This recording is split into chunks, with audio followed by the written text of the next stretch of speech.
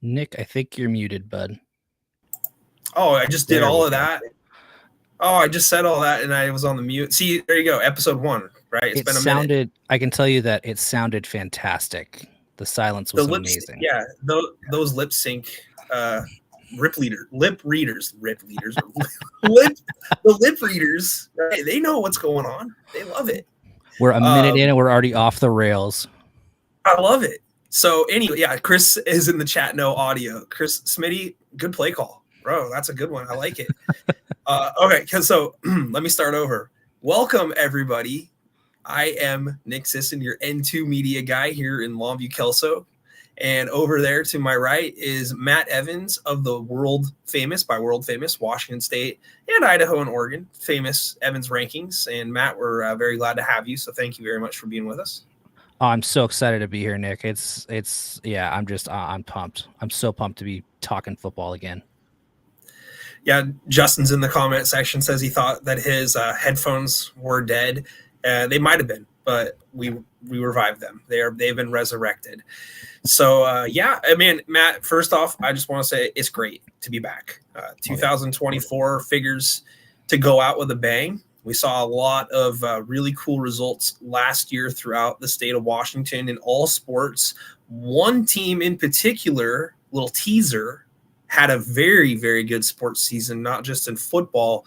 And they might be somebody that we bring up a little bit later on here in the show. Again, I'm not going to spoil the tease right away. But man, football was crazy last year, and that's what we're talking here tonight. What were your thoughts and impressions on last season overall, Matt? I'll tell you, last season was awesome. I mean, for me, personally, it was a little difficult being, my first year as a dad, just trying to figure out how to do life with a less than 1 year old at the time. It was just really special. And then to be able to have, state championships at Husky Stadium, being just a Husky since I was a baby. I mean, it's so cool to be able to watch those kids get to experience that. And just, with all of the realignment and everything, I'm so excited to see what we have this year. It's going to be so much fun. Yeah, for me, last season was another roller coaster ride of emotions. Got a chance to cover some really good games and teams down here in the Greater St. Helens League, specifically, having a league championship decided on the final week of the year with Woodland going into Ridgefield, and then Ridgefield, Hudson's Bay, Washougal, all in a three-way tie to try to get that second place spot where you avoid playing somebody really tough on the road in the first round. And yeah, after that, basketball season was crazy as well. And you mentioned it with football being at University of Washington, and what a great experience that was, for everybody. I will say this: the size of the stadium, doesn't really do the size of the high school fan bases much justice, because there could be 5,000 people there, but it just, you know what I mean? It doesn't look like the typical filled up Husky Stadium, but what an environment for those kids to compete on. And, we saw a couple really good games being played there. That I was about to say the Tumwater Anacortes game. That game had a lot of points, record points scored, if you're into that kind of thing with Anacortes. But the Yelm and Bellevue game, crazy competitive, a lot of emotion, controversy, if you want to call it. It was on video, pretty clear on what happened and transpired in that game. But 14-0 finish in that one. And then you look at the Okanagan and Napavine game, those two teams playing for the second consecutive time in the championship, and Okanagan ends up getting one back in a super close game. It was just a really cool year overall to see the level of competition in all classifications. And you mentioned just a second ago, the reclassifications coming up for the next 4 seasons is going to be real interesting to see where some teams fall into place. You might see some teams compete right away. You might see, obviously, you're going to see some teams that need a little bit of time to kind of work out the kinks, so to speak. But you had a chance to go through all of the divisions, the new division. There's been some pretty cool updates, especially up in that Metro League. They've got some different tiers. As I was going through what your computer was projecting, just talk a little bit about, what caused these regroupings in the divisions, specifically in that 3A and 4A class. So we're going to look at the KingCo there. KingCo decided this past year that they're going to be going into tiers for all sports. So they All of their team sports. Basically, what they've done is they have a formula that kind of it shows it determines your tier based on how your team performed. So this year in football, we've got 4 tiers. We've got I can't remember the specific names of the divisions. I apologize to the KingCo coaches, but essentially your tier A has Bellevue, Bothell, Eastlake, Mount Si, Skyline, and Woodinville. Your tier B has Highline, Juanita, Liberty of Issaquah, Lake Washington, North Creek, and Issaquah.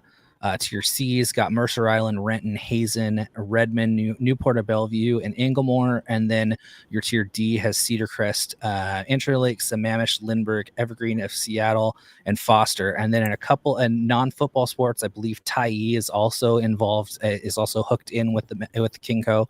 So they'll be in probably Tier D, Tier C on, I think in volleyball, they're in Tier D. But yeah, and then of course, the Metro for the last few years has had their Tier A and their Tier B. And I think what you're trying to see here is the athletic directors are trying to kind of get more competitive games. Those programs that may struggle to, get numbers because they're getting blown out, 48-50 to nothing every week. They're going to be in more competitive games than they were.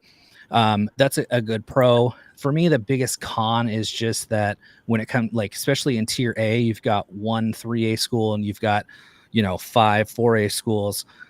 When it comes to seating committees for those 4A schools, I mean, they're going to see some teams that are probably around 500 that, how the seating committees are they're not going to be able to just straight look at metrics and computers and go, hey, this is how this team is. They're going to really have to do their homework to be able to figure out exactly where these schools should land.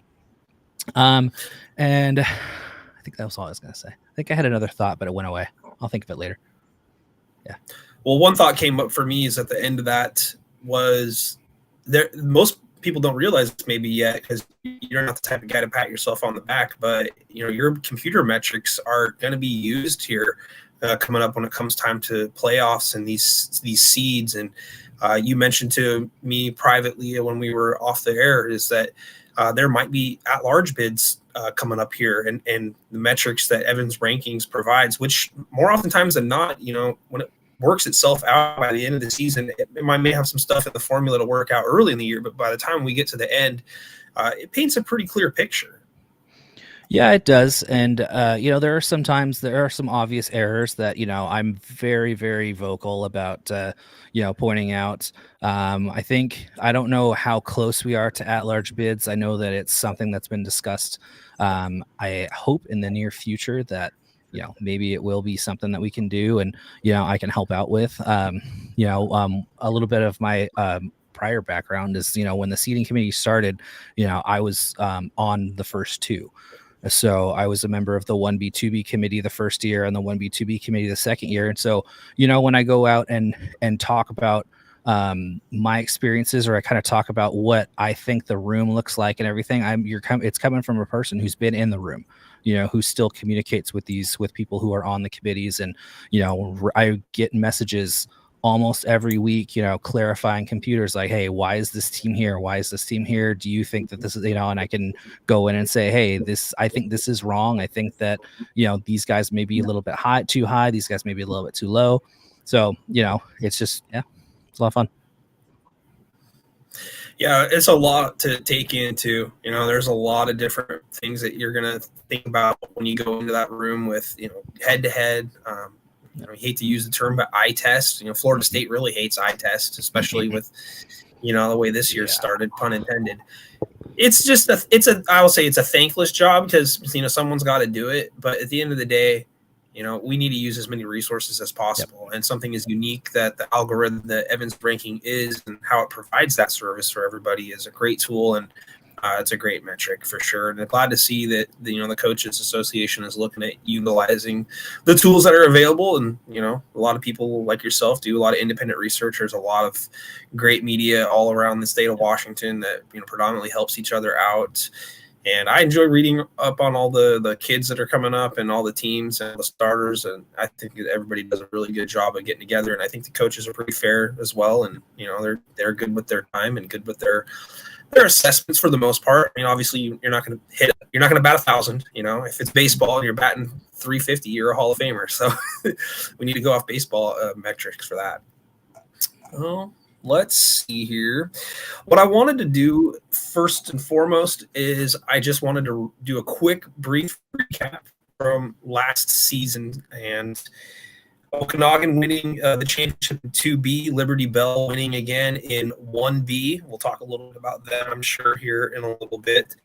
1A, Royal back on top, winning another championship. And then in 2A, Anacortes defeating Tumwater. And 3A, Bellevue, once again state champions, defeating Yelm. And in 4A, Lake Stevens, your two-time defending 4A champions. And, you know, Lake Stevens did it in a variety of ways last year, Matt, but the defense reigns supreme.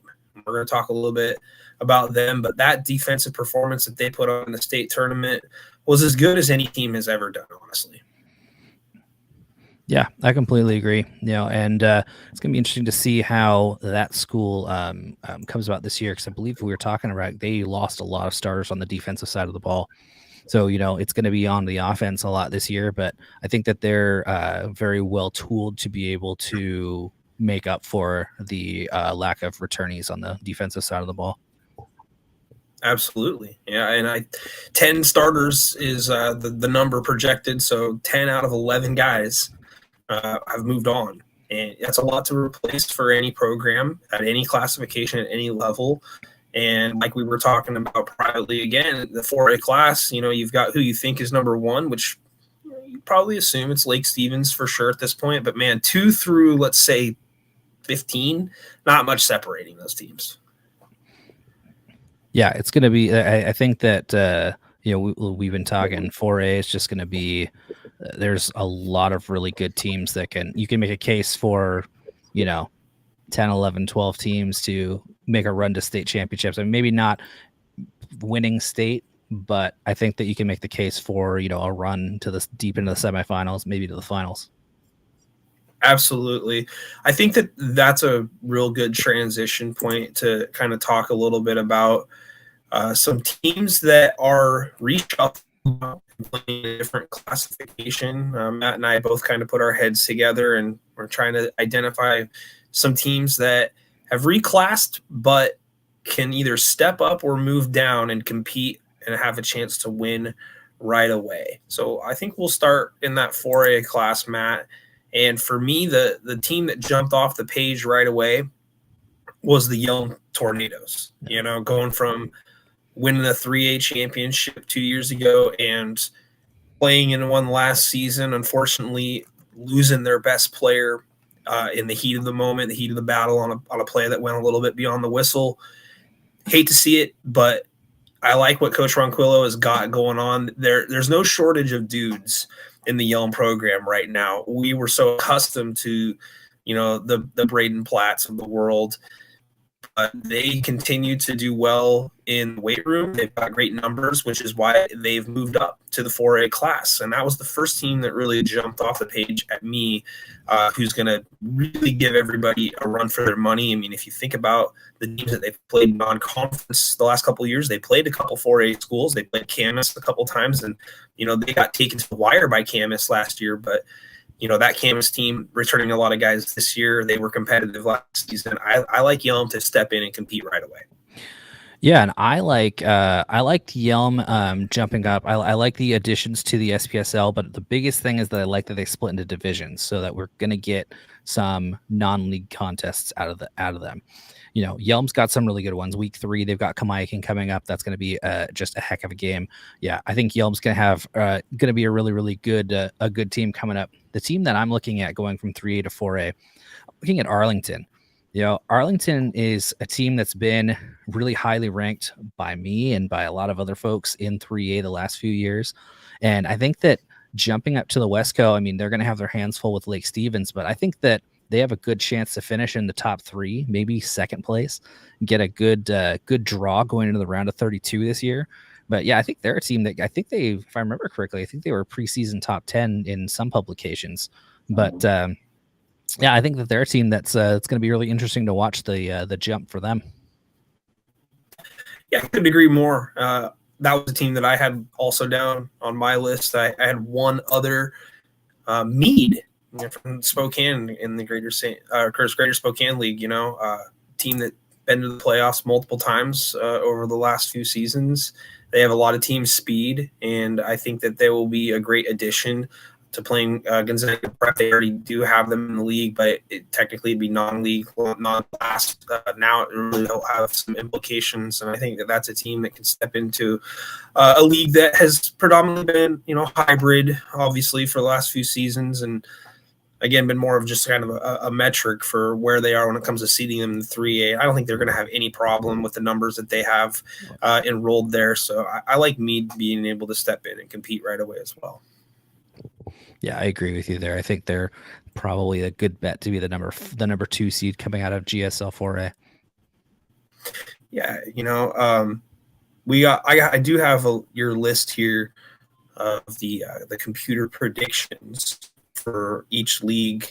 I was looking at a couple of them, and going back to that South Puget Sound League, now the East with Graham-Kapowsin, Yelm, Bethel, Bonnie Lake, Spanaway Lake, and Olympia. Then the West is Curtis, Sumner, Puyallup, Emerald Ridge, South Kitsap, and then Rogers of Puyallup.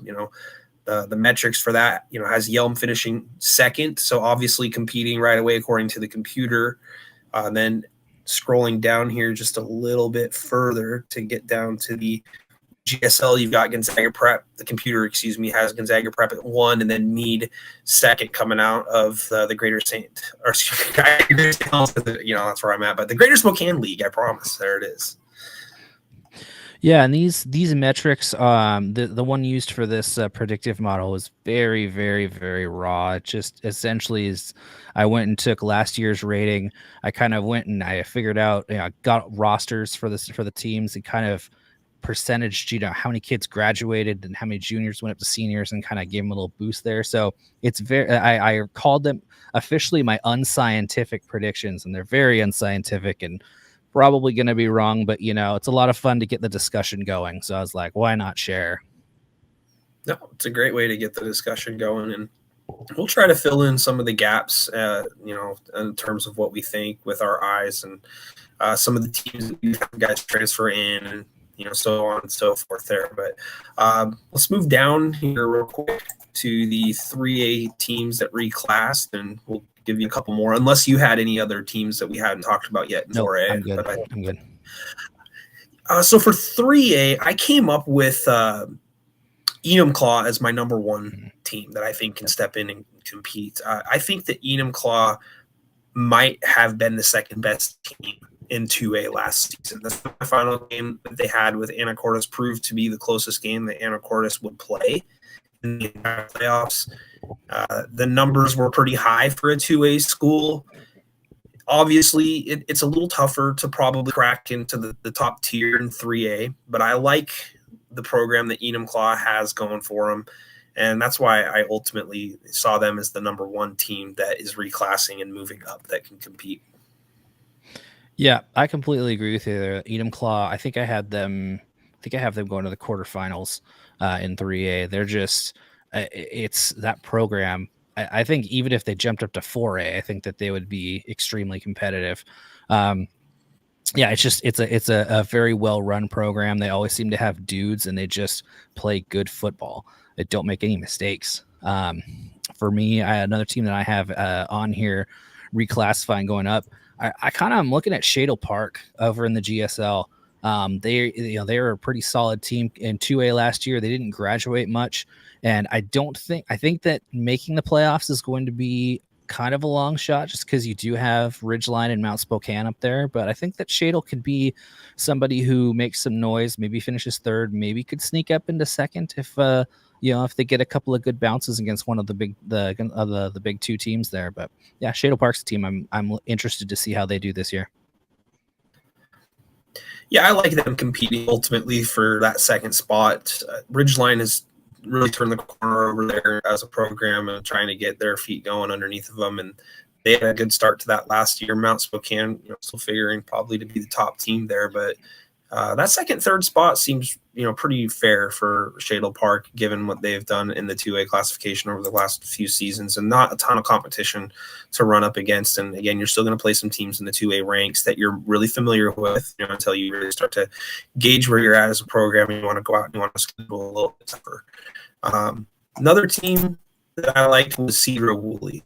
I think Sedro-Woolley has done a really good job of, again, is competing in the 2A Northwest Conference. And we've talked about this in the past, but, Northwest Conference just, kind of figures to be the best in the land. And whether you're looking at the 2A teams or the 3A teams and even some of the 1A teams, I mean, you're really not going to find a more balanced district in terms of what they bring out of District 1.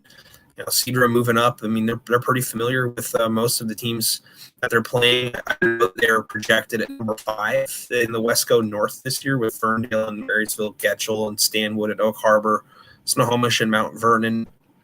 So I don't think that 5th is, outside of the realm of possibility for them. But based on what they've had over the last few seasons, and I do believe that they have maybe it's not him that's coming back. Maybe I'm thinking of a different. I was thinking their running back, Carson Reynolds, was coming back, but he might have moved on there. But either way, I had them down. Sedro-Woolley. Yeah, really good team. I think the computer dinged them. I gave a penalty to teams who went up a classification. I kind of dropped them down just a little bit. It's one of the reasons why I have Yelm at 2nd in their division. So that's probably why they're in 5th. I don't have the numbers in front of me, but I think that I project them as like the 3rd or 4th best team in Wesco North. But it's going to be interesting to see. Anytime you make that jump, I mean, it's tough. It really is tough. But I think that like we said, Enumclaw coming up, Sedro coming up. Sedro's been really really good the last few years. So yeah, it's gonna be interesting to see what they can do up there in the Wesco North. 100%. Last team that I had for 3A competing was the Highline Pirates. They were a program that really became well known under the leadership of Deontay Cooper, who's now, I believe, the running backs coach at the University of Idaho. Yep. So he has moved on to take that job. But they're not a team, I think, that's going to fall off the map here completely. Culture change was really important to Coach Cooper, and I don't know a lot about the head coach that they ended up hiring. I do believe it was an in-house hire that has been with the program over the last few seasons. So they scheduled Rainier Beach last year, a 3A team, and competed. They scheduled Kennedy Catholic again last year. It was closer on paper than the game was, for the first quarters. Highline did end up coming back, and I think they're a team that, is a competitor for the playoffs, at least for the next couple of seasons. Yeah, I agree with you. That's a really well-run program. They had a really good quarterback. I can't remember what his name was. I think he was a sophomore last year. But yeah, they've got some really good pieces. I'm excited to see what they can do, and it kind of helps that they're going to be avoiding Bellevue with Bellevue in that tier A. So they're going to, they'll get, North Creek and Liberty. But I mean, they've got a pretty solid grouping of teams there in that tier B. I want to say it was Rasmussen was their quarterback. Yeah, that's the guy. Mm-hmm. Yeah. That's good. No, it'll be interesting. I haven't got a depth chart, from all the teams around the state here. It'll be interesting to see where everybody is at currently.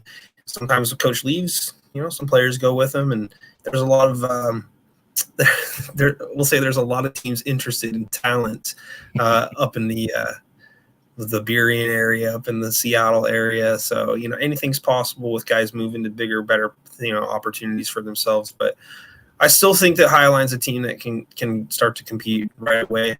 That does open up a little bit of a cloud there in the 2A division there. Someone's going to win that league now going forward without them in, and it'll be interesting to see kind of what team takes that spot, whether it's a Sammamish or a Renton or, possibly any of those other teams. Did you have anybody else in 3A that you had listed down as another team that could come in and compete? Not off the top of my head. I'm trying to find this document I had, but I can't find it. Anyways, I don't have anybody off the top of my head right now. Okay, no worries. Yeah, that whole 2A, 3A, 4A Kinko tier, like that tier C thing with, Mercer Island and Renton and Hazen, uh, Redmond, Newport, Bellevue, Inglemoor, Cedar Crest, Interlake, Lindbergh, Evergreen, Seattle, Foster. It's not determined in stone yet that where you finish is necessarily going to be indicative of where you play at on postseason yet. That'll all get decided here in the next month or so, I think, and how they're going to end up doing it. I've heard that they're just going to kind of go leagues get a small amount of guaranteed spots, and that there might be some things decided for at-large teams. So, yeah, that's something I'm really intrigued to hear is how they're planning to do that. That especially just the week 9 crossovers. When I was doing a season simulation earlier, I pretty much just went on and I think I figured 5 bids from the from like 4A for Kinko, and I just went like tier A number 1 versus like tier C 4A number 1 2 or something like that, and just kind of went just like that. But I'm really intrigued to see how they do it. If there are any Kinko ADs on here, the high likelihood that there is one of them, please send me an off the record email and let me know what you're thinking. I'm intrigued. Let's move on to 2A here, and teams that have moved up or down into 2A. Team that's moved down that there's been some media outlets that are saying you should watch out for this team being a competitor right away is Marysville Pilchuck. And, playing in a tough conference in the Wesco last season and the last previous a long time, honestly. I don't know if I've ever seen Marysville Pilchuck in 2A as long as they've been a high school, but that figures to be a team that's going to come in and compete right away with just about anybody up in the neighborhood, and they're going to be joining the Northwest Conference. So welcome to the block. Yeah, they're coming in at the right time too. Now that we've got the 32 team week 10, we're not going to be looking at just Anacortes and Linden anymore. Now 3, 4, and 5 are going to be right in the hunt there. That's going to be, coming down to Archbishop, Pilchuck, and Seaholm there. I mean, they're going to be, it's every game matters, and it's going to be really intriguing to see how that one breaks down, because you're seeing, Pilchuck's getting a lot of love, but you're also seeing a lot of love going to Archbishop Murphy, a lot of love going to Seaholm too. So it's, it's going to be quite a competitive league up there in the Northwest. Well, Archbishop, once prominent program that teams would straight up forfeit against rather than play them because of how big they were, known for having big offensive lines. And that's one thing that the notes here say, is that Archbishop Murphy figures to have a big offensive line. They've got a really good tight end coming back in Severs, it looks like. And yeah, I've seen them as high as 4 in some publications in terms of where they're ranked preseason. They played some tough games last season as well, and their record may not have looked like that, but I do feel Archbishop is going to be a major competitor, and I don't see how Marysville Pilchuck kind of fits into the whole equation. As of now, they're getting a 5th place prediction, but when you're 5th place with Anacortes, Linden, Archbishop, and then Seaholm, you could still be a top 15 school for sure. Yeah, and I can tell you that in that prediction, in that projection there, Archbishop, Seaholm, and Marysville Pilchuck were all within what I like to call the too close to call comparison, which is like less than 0.015 in their ratings. And I mean, it's razor's edge. Like, comes down to, like, sometimes it's like a field goal could potentially be the difference between them being 3rd and them being 5th, and it's just, yeah, it's gonna be wild. Another team that is on the move this time going up is the Eatonville Cruisers. I don't know how Eatonville might fit into the equation this season. The SPSL 2A league is fairly tough. It's tougher than I think that most people are going to give it credit for. Joining, the league with Ording and Fife. Franklin Pierce has done a pretty good job over the last couple seasons getting that program built up, and then Washington and Steilacoom and Clover Park and then Foss. a very deep league. They're going to play 7 conference games, but I think that Eatonville is a team that's given their pedigree in 1A and the numbers increasing in the area. I would not be surprised to see them maybe be a little bit higher up than what the computer has them projected. Yeah, I agree with you, and I think that they're joining the SPSL at just the right time with Enumclaw jumping up to 3A. I think that other than Ording, I think that 2 through 6 are pretty close here. I mean, Fife, maybe I'd give Fife and Franklin Pierce, maybe give them a little bit of an edge forward, but this is definitely a league where anybody could beat anybody on any given night.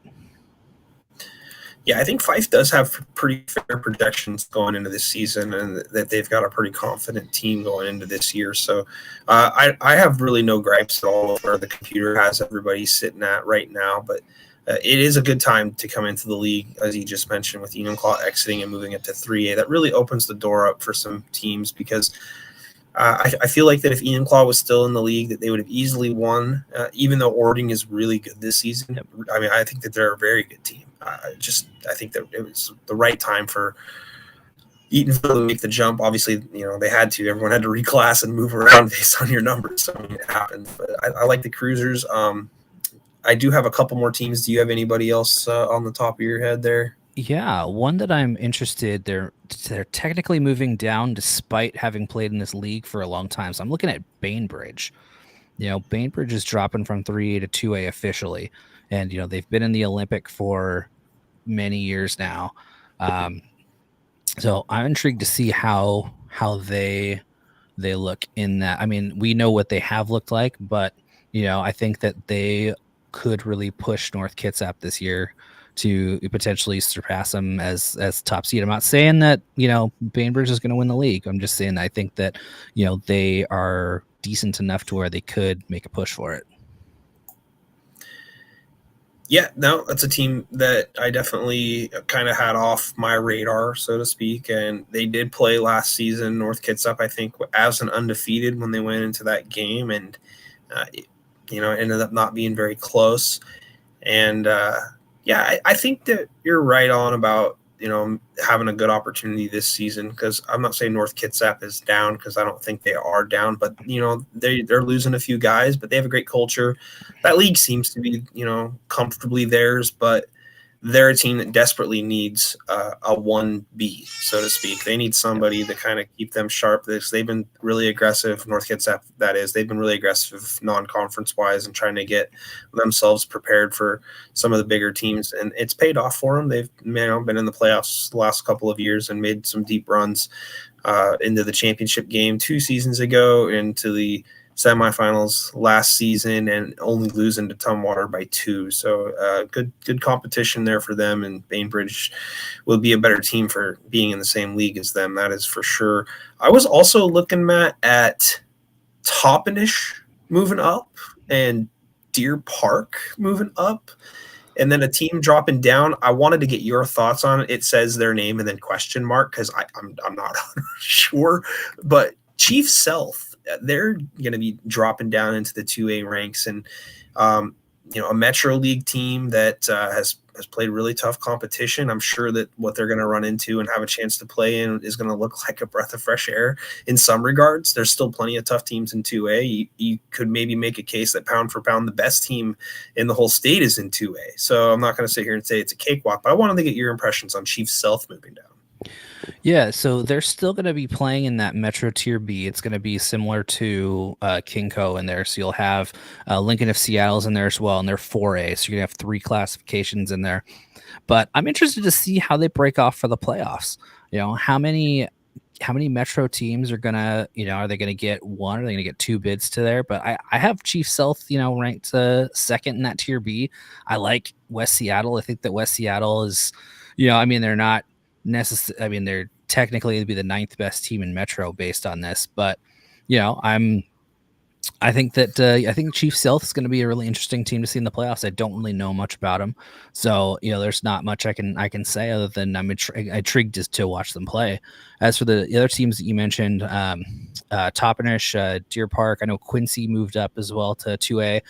I like Toppenish. I just don't see them doing too well this year because I just think that the CWAC has 4 really good teams in Othello and Prosser, Ephrata, and East Valley.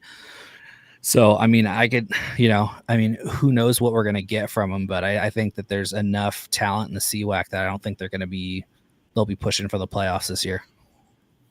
That's going to be an insanely tough league, and with Quincy moving up, the computer has them, I think, finishing in the middle of that league, coming up and playing against the teams that you just mentioned. I mean, Othello, good luck. They're just going to ram it down your throat. Prosser, East Valley, Ephrata. Ephrata had a couple of good upsets last season and the year before, not super consistent, but that just kind of speaks to how tough that league is, top to bottom. So Toppenish has had some success over the last few years in 1A. I mean, it's hard to be successful when Royal is, the 1A champion perennially each year, but, Toppenish, very familiar with them. And, in some regard, they'll probably be glad that they don't have to play them nearly as often going forward. And then Deer Park, a good showing. And they got a really good program going for them in all sports. I'm really intrigued to see how their girls basketball team does this season because I think they're going to be a super big problem for everybody in 2A for girls basketball. So, I mean, moving up doesn't necessarily, mean that you're weaker. That's for sure, that you were weak because you were 1A.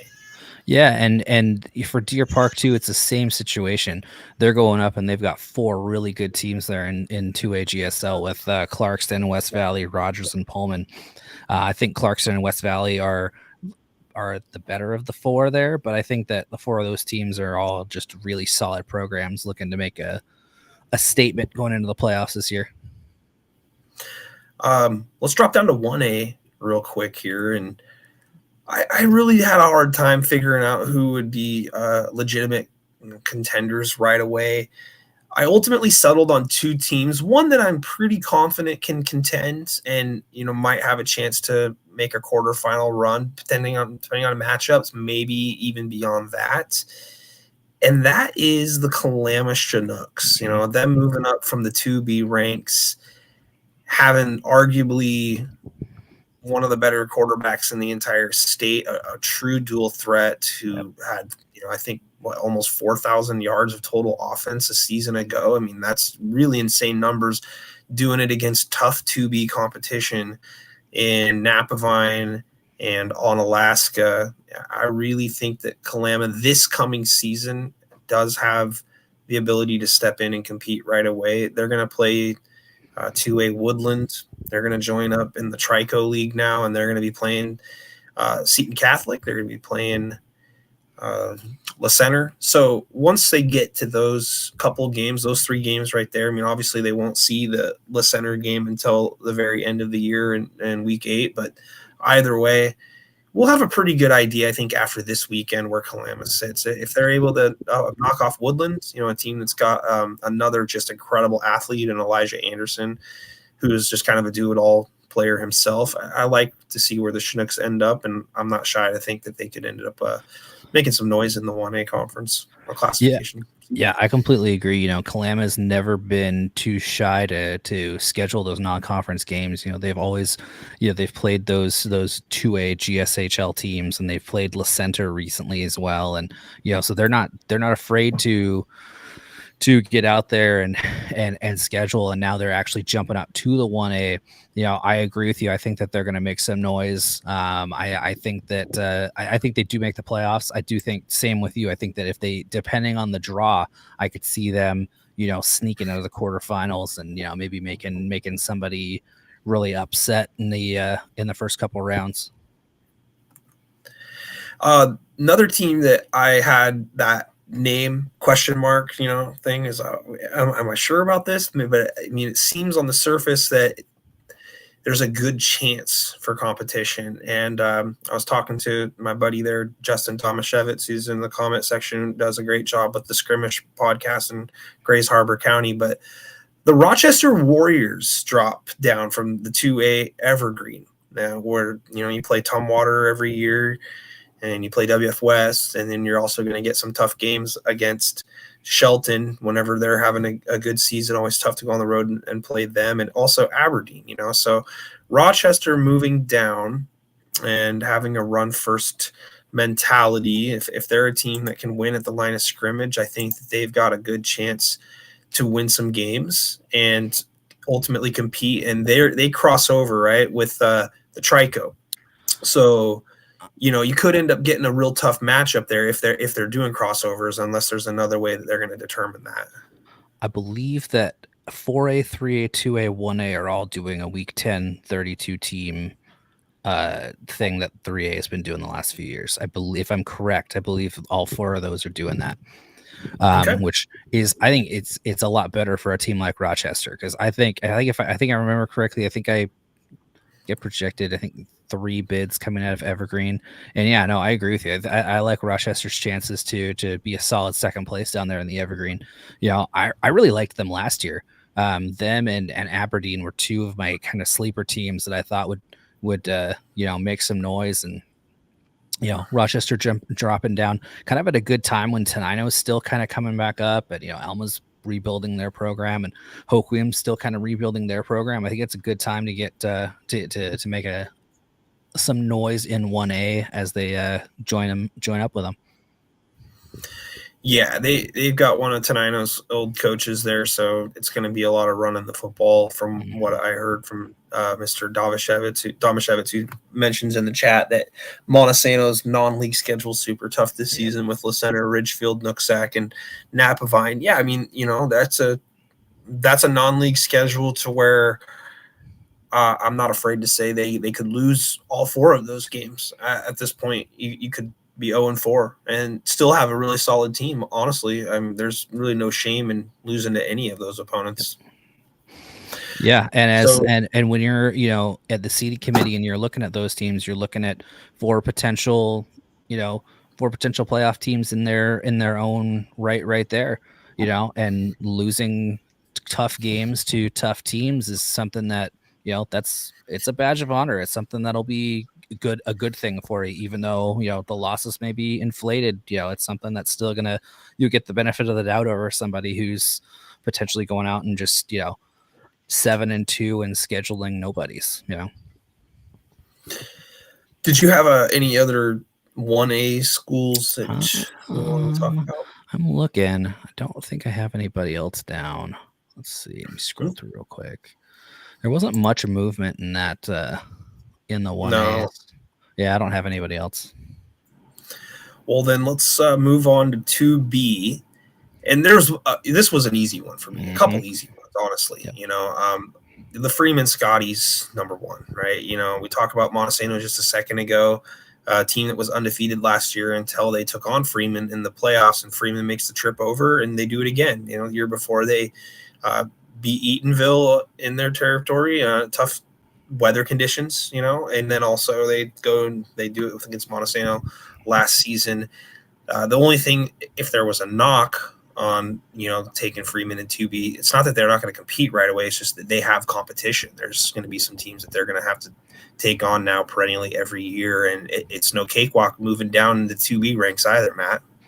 Oh yeah, Freeman's got that. I mean, when I saw the original classification, the projections, and saw that Freeman was going to be potentially 2B, I reached out to a couple of buddies and was like, that is going to be awesome. I mean, putting Freeman down there with Northwest Christian, Colbert, and Soton and Chewelah, and just perennially good teams. And Freeman themselves is a perennially good team. That's a team that's going to make a lot of noise, and it's just such a well coached program up there. I love what they do up in the Freeman High School there, and I'm excited to see what they can do. I think I have them projected, I think, quarterfinalists, but they're going to be, it's going to be a fun thing to watch that bi-county league. If you look at who they're playing with over there in that bi-county tier A, tier B, the other side, Colfax, Liberty, Spangle, a couple of other tough teams. I mean, in their own league, even Lynn, Ritzfield, Sprague, to go along with Reardon. I mean, there's no easy games over there in the 2B bi-county tier A and tier B league. So, I mean, I think Freeman's going to compete for sure, but I think it's going to make everybody a little bit better. I mean, Northwest Christian, Colbert still predicts to be the team to beat in that league, and they, lost a few guys, but they also gained a few guys. They got a kid transferred in, I believe, from the state of Alabama, who's highly regarded over there. So, Coach Marshall Hart's got a good program going for him, and he's got a great philosophy. So I think Northwest Christian is probably still the team to beat there, but don't be surprised if Freeman gets into the playoffs, which I expect them to do. And depending on who they match up with, I mean, I think that they can compete with the likes of anybody right away. So I agree. Yeah. And then the last team that I had right away for 2B was Mossy Rock. Mossy Rock moving up from 1B. Again, you're scratching your head. You're like, what, from 1B to 2B, they're going to be good? Well, throw in Liberty Bell, because that's the other one, not to take it away, from you there. But, man, I tell you what, you can't get too tough for 1B schools moving on up, playing 11-man football now, going from playing 8 to 11. And Mossy Rock will love to play you in a phone booth and just run the ball right up and down. And Liberty Bell, a little bit different. They're going to take it to you through all facets of the game and use the entire field. I expect both those teams to compete right away as well. I agree with you. And I'll tell you that if you're one of those people like me who likes to just put all 11 guys right there on the line of scrimmage, that Onalaska Mossy Rock game is going to be must-watch television.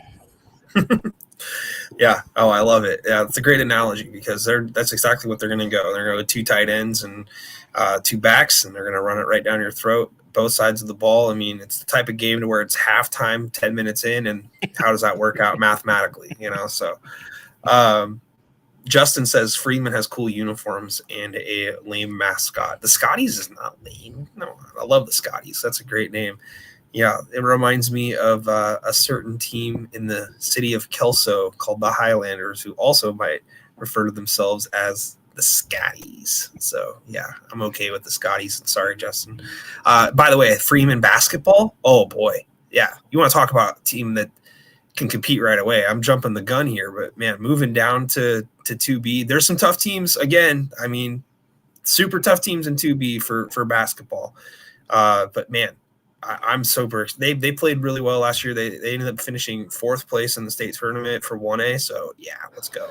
Hey, and here's the other thing with basketball too. You got to throw St. George's in there too. They're going to have Northwest Christian. They're going to have St. George's, Freeman. That Pike County League is going to be awesome. Yep. Lynn Ritzville's going to be really good this year. I think Liberty Spangle is supposed to be pretty good this year. It's going to be a lot of fun to watch 2B basketball down there.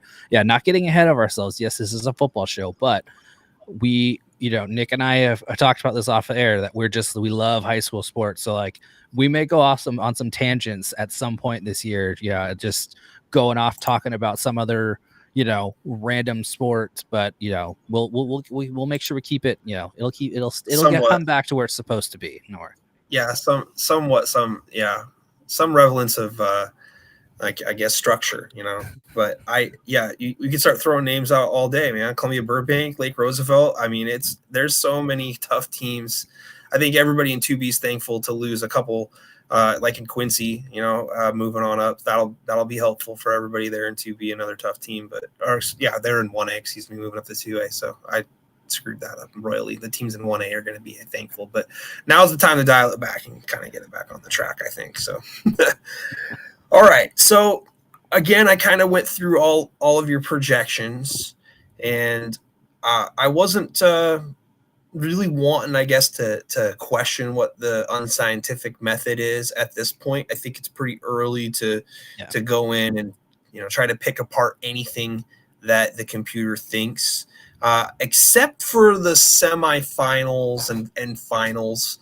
Before we get into our personal picks, all right. I just wanted to kind of go through this. I did miss one thing for teams that are 1B now. I think Wahkiakum is a team that is going to end up, competing right away. They've been a perennial tough nosed team, here, right outside of Washington here. So I think that they're a team that's going to end up competing. I don't know if you had anybody for 1B, but that I wanted to make sure I didn't skip over 1B there. Oh, absolutely. No, I agree with you. I think Wahkiakum's really the only one that I could think of that's going down. But yeah, no, I think they're the only one that really has a big shot to make an impact. All right. Now, let's get to what the computer thinks here. We'll stick right in that same neighborhood here with 1B. So starting off here, we got Wilbur Creston Keller and Liberty Christian predicted to be in the championship, and then semifinalists Elmira Cooley Heartline and Pomeroy, and your champion Wilbur Creston and Keller. Yes, talk about what you think. Talk about what you think about the unscientific predictions there for 1B. Well, Wilbur Creston Keller, I really like them. I've liked them the last couple of years. A few years ago, they've had this running back quarterback combination that's grown together for the last 3 years. I believe they're seniors this year, and I can't remember their names, but I've really liked them for the last few years. And I think the computer's pretty solid on this one. I mean, Liberty Christian, I love Liberty Christian. I do. They're literally like 3 miles from my house right now.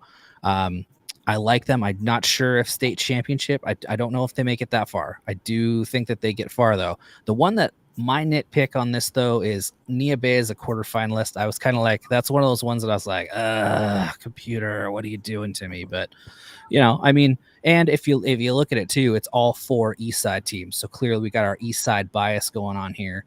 But I think that I like the Wilbur Creston Keller pick, even though there are 3 of them, and clearly that's unfair to everybody else.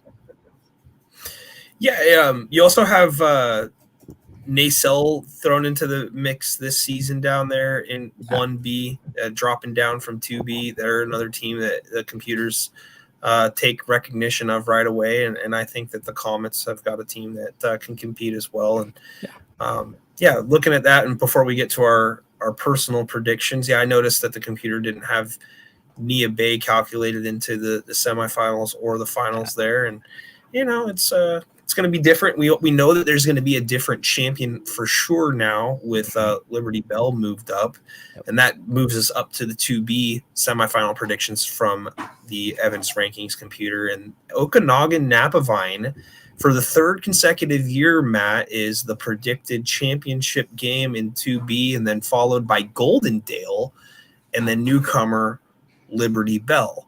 And the computer likes Okanagan winning the trilogy bouts and going back to back. And I think the computer is onto the right formula for this game here. Yeah, I think I like the state champion. I like the runner-up. I think that semifinalists one of them may not be accurate. There's another couple of teams that I like personally out of theirs, but I mean, Goldendale is a pretty solid program. I think that the computer really liked that they didn't lose too much, and I think they had a high ranking, and I think too that they had, if I remember correctly, they had an interesting couple matchups to get them into the semifinals. I don't think it would be the same path that they would get in real life, but the computer kind of the seedings are just wacky for this, and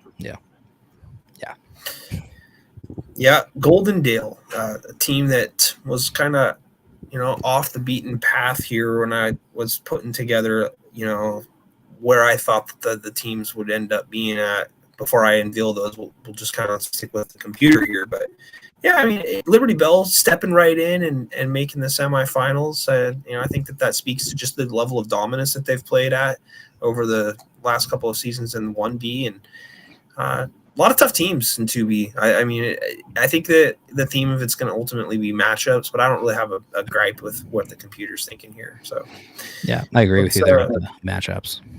Yeah.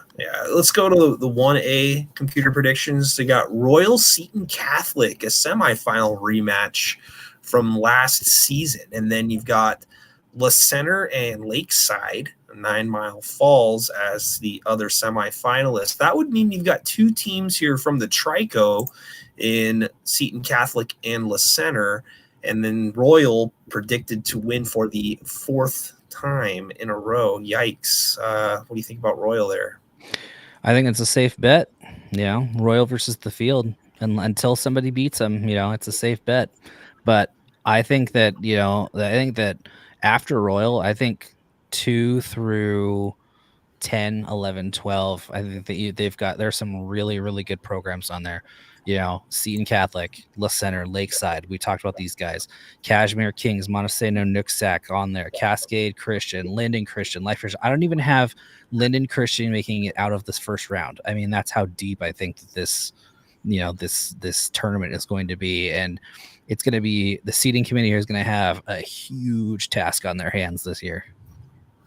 Yeah, you're going to really have to weigh in what the non-conference looks like in terms of who you attempted to schedule. And you're going to have to try to probably reserve your right to overlook a few non-league losses here. Mm-hmm. I think that that's really going to come into play by the time that we get here. Justin, with the comment of the night, Seton Catholic sports are blowing up right now. And that's the team from the teaser on the lead in here, Matt, that Seton Catholic, it just had an absolute dominant run last year in boys sports or men's sports, whatever you want to call it, because they play like men. I'll tell you what, they've got some men on the football field. They've got some young, strong men on the basketball court and even on the baseball diamond. They all took home trophies for the first time in program history. If you call making the semifinals, taking home a trophy, in some regard, you're right there. You're almost playing for a state championship, but Seton Catholic absolutely loaded in all sports, and it starts with their quarterback and Colton Gesser, son of Jason Gesser, famous Washington State Cougar quarterback of years past, about 20 years ago. So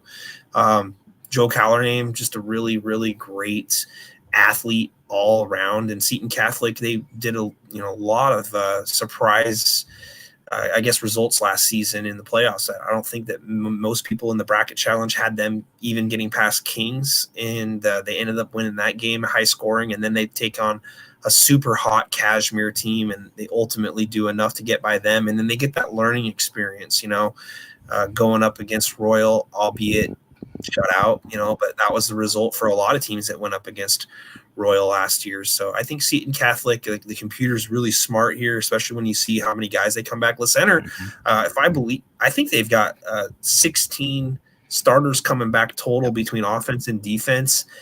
They still have a really solid running back as well. So I think that that's a great pick for the computer as well. And then Lakeside's been on a hell of a run as well over the last few seasons and taken on Nooksack Valley last year, and we talked about it off air, a very close game, maybe, a call that was a little controversial. I mean, it's any time that there's a call, a no call made when the game is on the line, it builds a little bit of controversy, but Lakeside in the championship game last year. But I love where you're going with the direction of 1A, because I truly think that after Royal, you've got a bunch of teams that are going to end up competing. We don't know about Kalama yet. We will. We don't know a lot about Montesano in terms of how they're going to, compete with everybody. And then there's just a few others that are going to be scattered around the state that are just going to make life miserable for everybody. You mentioned the Christians and Cascade and Life, so I'm really excited to see how the 1A, I think 1A, 4A are going to be your two toughest classifications to kind of map. Yeah, I agree. And the thing that's going to be great is a lot of these 1A schools have scheduled non-league against each other. So we're going to get a good inkling as to what teams are going to be like. I know one matchup that's just in my head right now, Lakeside travels across to play Linden Christian like week 5, I think. So, Kings is always playing all these guys as well. Montesano's playing all these guys. There's going to be lots of really good matchups that, seeding committee is going to have lots of chances to be able to differentiate a lot of these teams in that second tier. Yeah, I'm really excited to see how 1A shakes down as well as 2A. And, for different reasons, I'm not really excited for 2A in terms of there's going to be a lot of teams I think that are going to kind of break through and have an opportunity to maybe win the championship here. I just think that you're going to see the same core 4 that are going to just be battling it out throughout the season and jockeying for position. And I think that this is the 1 through 32 that's most crucial. It's most crucial for this classification in terms of who's going to have to match up with who when you get to the top. And the computer already has a great idea here. Tumwater, Anacortes, a rematch in the championship game, Linden, and then Orting as another semifinalist there. Now that to me would be a team that's breaking through a little bit with Orting cracking the code, so to speak, because I think that North Kitsap is that other team from the core 4. And anytime that you're talking about 2A football, you're talking about Linden. And I think Linden has a pretty good shot at a bounce back year. Yeah, I agree. I completely agree with you that, it's really Tumwater, Anacortes, Linden, North Kitsap. You can't really go wrong with those four. I think maybe Othello's got a chance, and a couple teams that aren't on here. We talked about Archbishop Murphy. We talked about Marysville Pilchuck. I don't even have them qualifying for state here. I'll have to go double check the algorithm on that because there's clearly a mistake there. But I mean, I think that two ways. There's a lot of good teams, but I think that they're really, like you said, there's maybe five that have a legitimate shot at state championship. Yeah, I mean, I say that with the utmost respect to the other programs who are putting in the work and putting in the time and getting better. And there are teams that I do think are being slept on in 2A that can really make some noise. And ultimately, it comes down to a couple things. It comes down to matchups. It comes down to health. It comes down to elements. We've seen in some of these games over the past couple of years where the elements can factor in largely in terms of what teams like to do and what they can do, with considering the elements at play.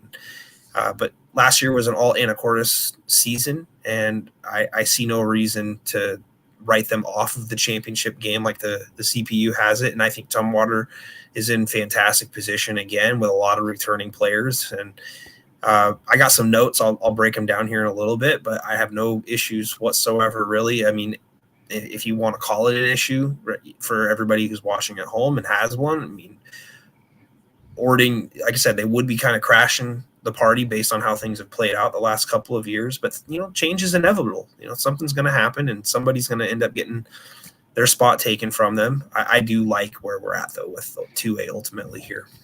Yeah, and also, if you have any grievances at Evans Rankings, my DMs are open. Feel free to shame me publicly. I'm very much okay with that.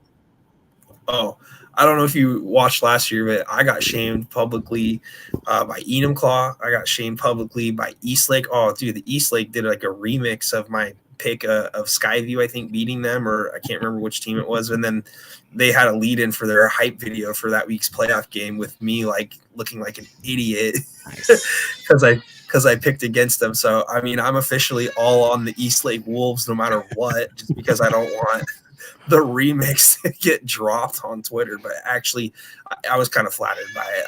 It's all good with me. You can remix anything and insult me. That's why I do this. It's a lot of fun. So we continue to make our way up the ladder here to 3A for the computer rankings and their predictions. And the computer, no surprise, likes Bellevue. It's liked Bellevue a lot for the last couple of years for good reason. Kennewick, though, Matt, from your neck of the woods, Kennewick is projected to be in the championship game. And then another surprise team, Monroe and Mount Tahoma. And I have a little footnote here next to it. It's in all caps, Matt. It says, what? No Metro teams with 3 question marks. And it's got Bellevue winning the championship for the second time in a row. Explain the computer. Yeah, so this is one of those things where, I did the sim and I went and seeded out the tournament, and I unfortunately had Bellevue and O'Day in the same quadrant, and Eastside Catholic and it's O'Day and Kennewick in the same quadrant, and Bellevue and Eastside Catholic in the same quadrant. And I was just like,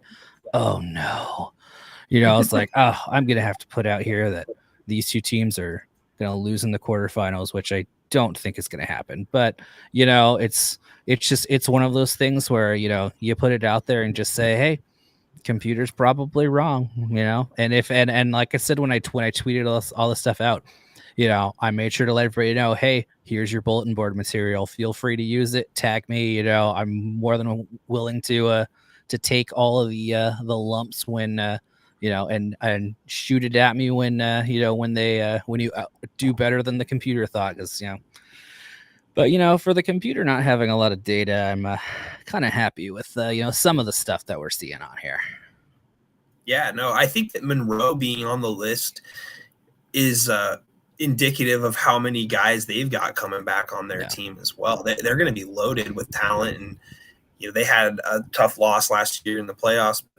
So did everybody, and I think that they're in a really good position depending on how their offseason program went and how their offseason training went. And if all those guys are bought into having a chance to get to the semifinals and get to the championship game, which I'm sure they are, you have a really good offseason conditioning and get stronger in the weight room. and just a little bit more crisp. And they already had a really good offense last season. I think Monroe is definitely a good pick here for the computer.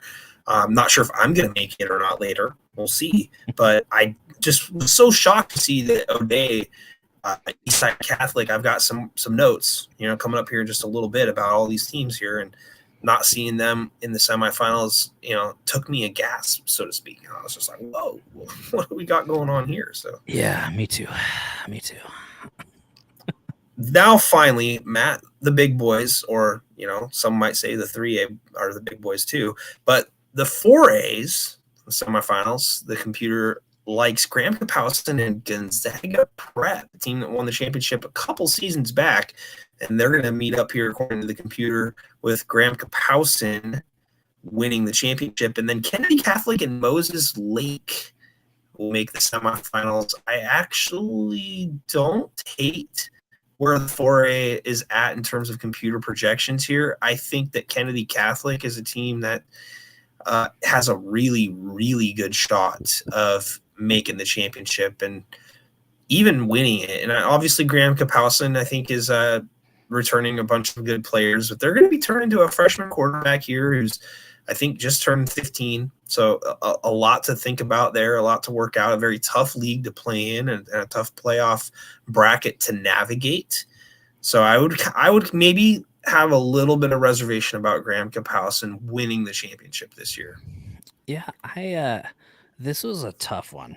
It was a really tough one. There's a lot of really good teams there, and same thing, bracketing it out, looking at where the computer had everything, I was just like, but yeah, no, I think there's a, as we'll talk about here in a little bit, there's some definitely some teams on here that I don't think that you and I will be picking here in just a second. Yeah, more than likely. I'll just say the one big team that's left off of this is Lake Stevens, in terms of what the computer is thinking, right? But the computer, like you mentioned, is taking into consideration returning players. And, like we mentioned at the very top of the show, Lake Stevens losing 10 defensive starters, obviously something that, the computer is wise to take into consideration. So give me 1 second. I'll be right back. Give me 1 second. Yeah, you're good. Yep. And I think here in just a couple minutes, when Matt gets back, what we're going to do next is we're going to listen off some notes and maybe get a little bit of feedback here from Matt on each one of them. And the notes are going to be based on classification. And then we're going to make our championship and semifinal picks. And then we're going to finish everything up with our game picks. James, thanks for typing into the live stream comment section. I gratefully appreciate you, and I'll answer your concerns right away. Well, here we go again. We're going to go through this again. Lake Stevens has a more veteran quarterback, and they look better than ever. And here we go with Graham Kapowsin again. I love it, James. Thank you so much for commenting. Good to see you back here watching. This is the computer, by the way, James, the computer that Matt Evans rankings goes off of. It's an algorithm. It's a formula. And yep, I hope you heard me say that I would pump the brakes a little bit on Graham Kapowsin. I agree with you. I think Colton Matson is an absolute game changer at quarterback. So I have no problem whatsoever with that feedback. And I like the fact that you're saying that they look better than ever. I got no problem with that. Yet you won't get any gripes from me whatsoever. So, all right, welcome back. Good to be back. You just missed it. Yeah, you just missed it. One of our famous viewers, who loves Foghat, by the way. Sorry, James. Says, well, here we go again. We are going to go through this again. Lake Stevens has a more veteran quarterback, and they look better than ever. And here we go with Graham Kapowsin again. And I said, hey, I would just pump the brakes a little bit on Graham Kapowsin. And yeah, I'd wait a little bit on that one. And yeah, I think that James is right in a lot of regards. I got no problem. James was on our ass last year because we thought Graham Kapowsin was going to win the championship. And I went and I looked over all the picks that I made preseason last year. And like I was telling Matt before this started, right? I had Graham Kapowsin in the championship game, finishing second to Emerald Ridge. Technically, I was right. They finished second. Now, you were right the whole year, though, you and Myrna, that Lake Stevens was going to win the championship again. And they did. And they did it in dominant fashion. And it was one of the more impressive 4A campaigns that I'd seen. So thank you for being with us, and thank you for calling us out. And again, I explained, Matt, to him that this is your computer here talking, not quite us yet at this point here. But yeah, so welcome back. Matt is here again, and we are going to listen to me talk some more. Sorry. So, Matt, what I did is I put together some notes, right? So since we ended with 4A, we'll start with 4A, and we'll just keep the ball rolling here. And I just wanted to give everybody some food for thought, some things to chew on here. If you want to interject at any point, go ahead and do so. I'll leave a couple seconds in between the notes here. So first for 4A, Lake Stevens has played in 4 of the previous 5 state championships. They've played in 3 in a row, and they've won the last 2. The Camas Papermakers have won 2 championships in the previous 7 championship games. Skyview, Eastlake, Graham Kapowsin, Gonzaga Prep, Kennedy Catholic, all extremely close playoff games last season. And then my final note for 4A is Lake Stevens loses 10 defensive starters from a year ago.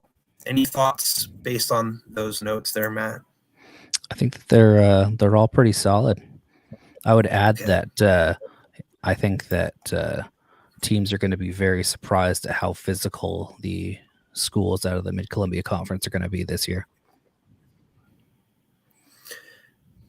Bellevue in 3A has won 2 of the last 3 championships. Eastside Catholic has played for the championship 7 times since 2012, and they've won 4 of those. O'Day has been in the title game 3 out of the last 7 games, but winning 0. Kennewick returns the top running back from a season ago in the Mid-Columbia Conference in Alex Robert. Thoughts on the 3A notes? I think that those are all very solid notes, and I would also like to thank the football team at Bellevue last year for when the state tournament brackets came out, and everyone was like, "Who do you think's going to win?" And nobody put Bellevue on their list, and I said, "It's going to be Bellevue," and they won it, and I thanked a lot of them for making me look good.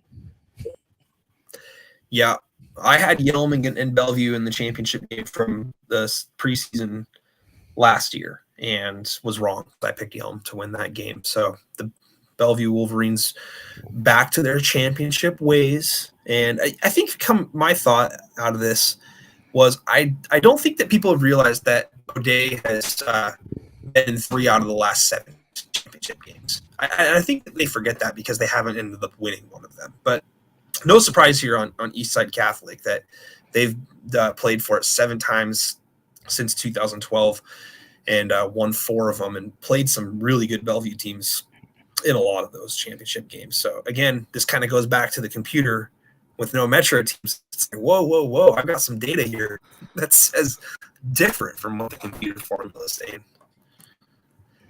Yeah, 100%. Right. Yeah, 100%. 2A notes.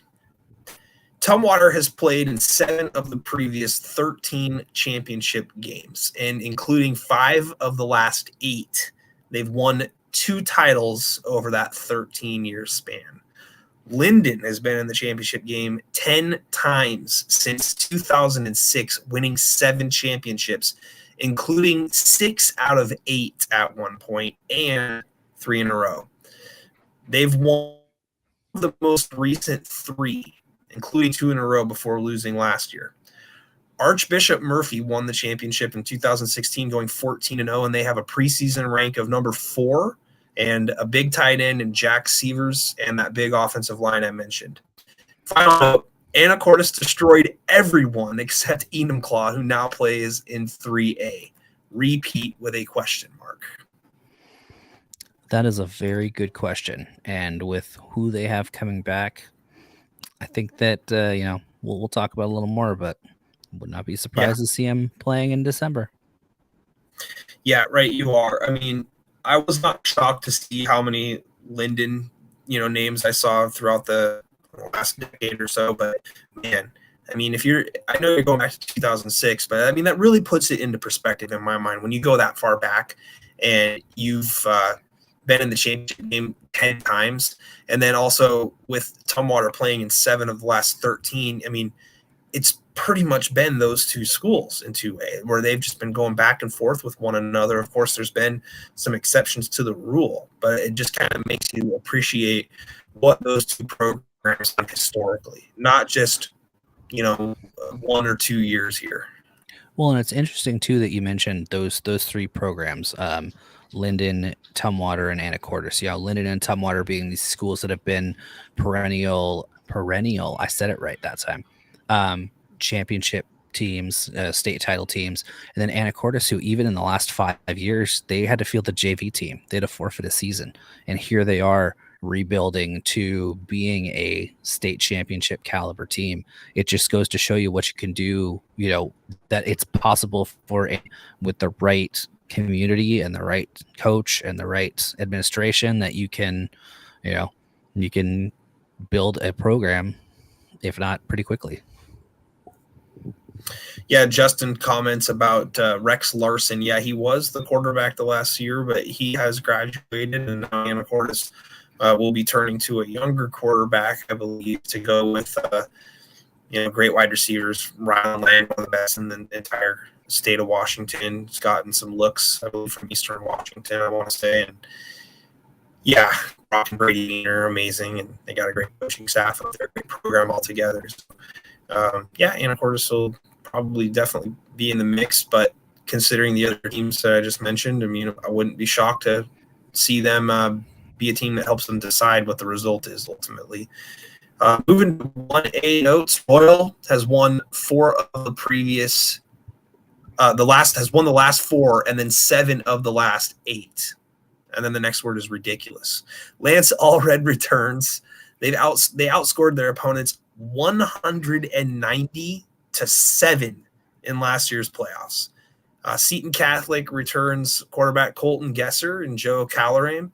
Then the program is building in the right direction under new head coach Dan Chase.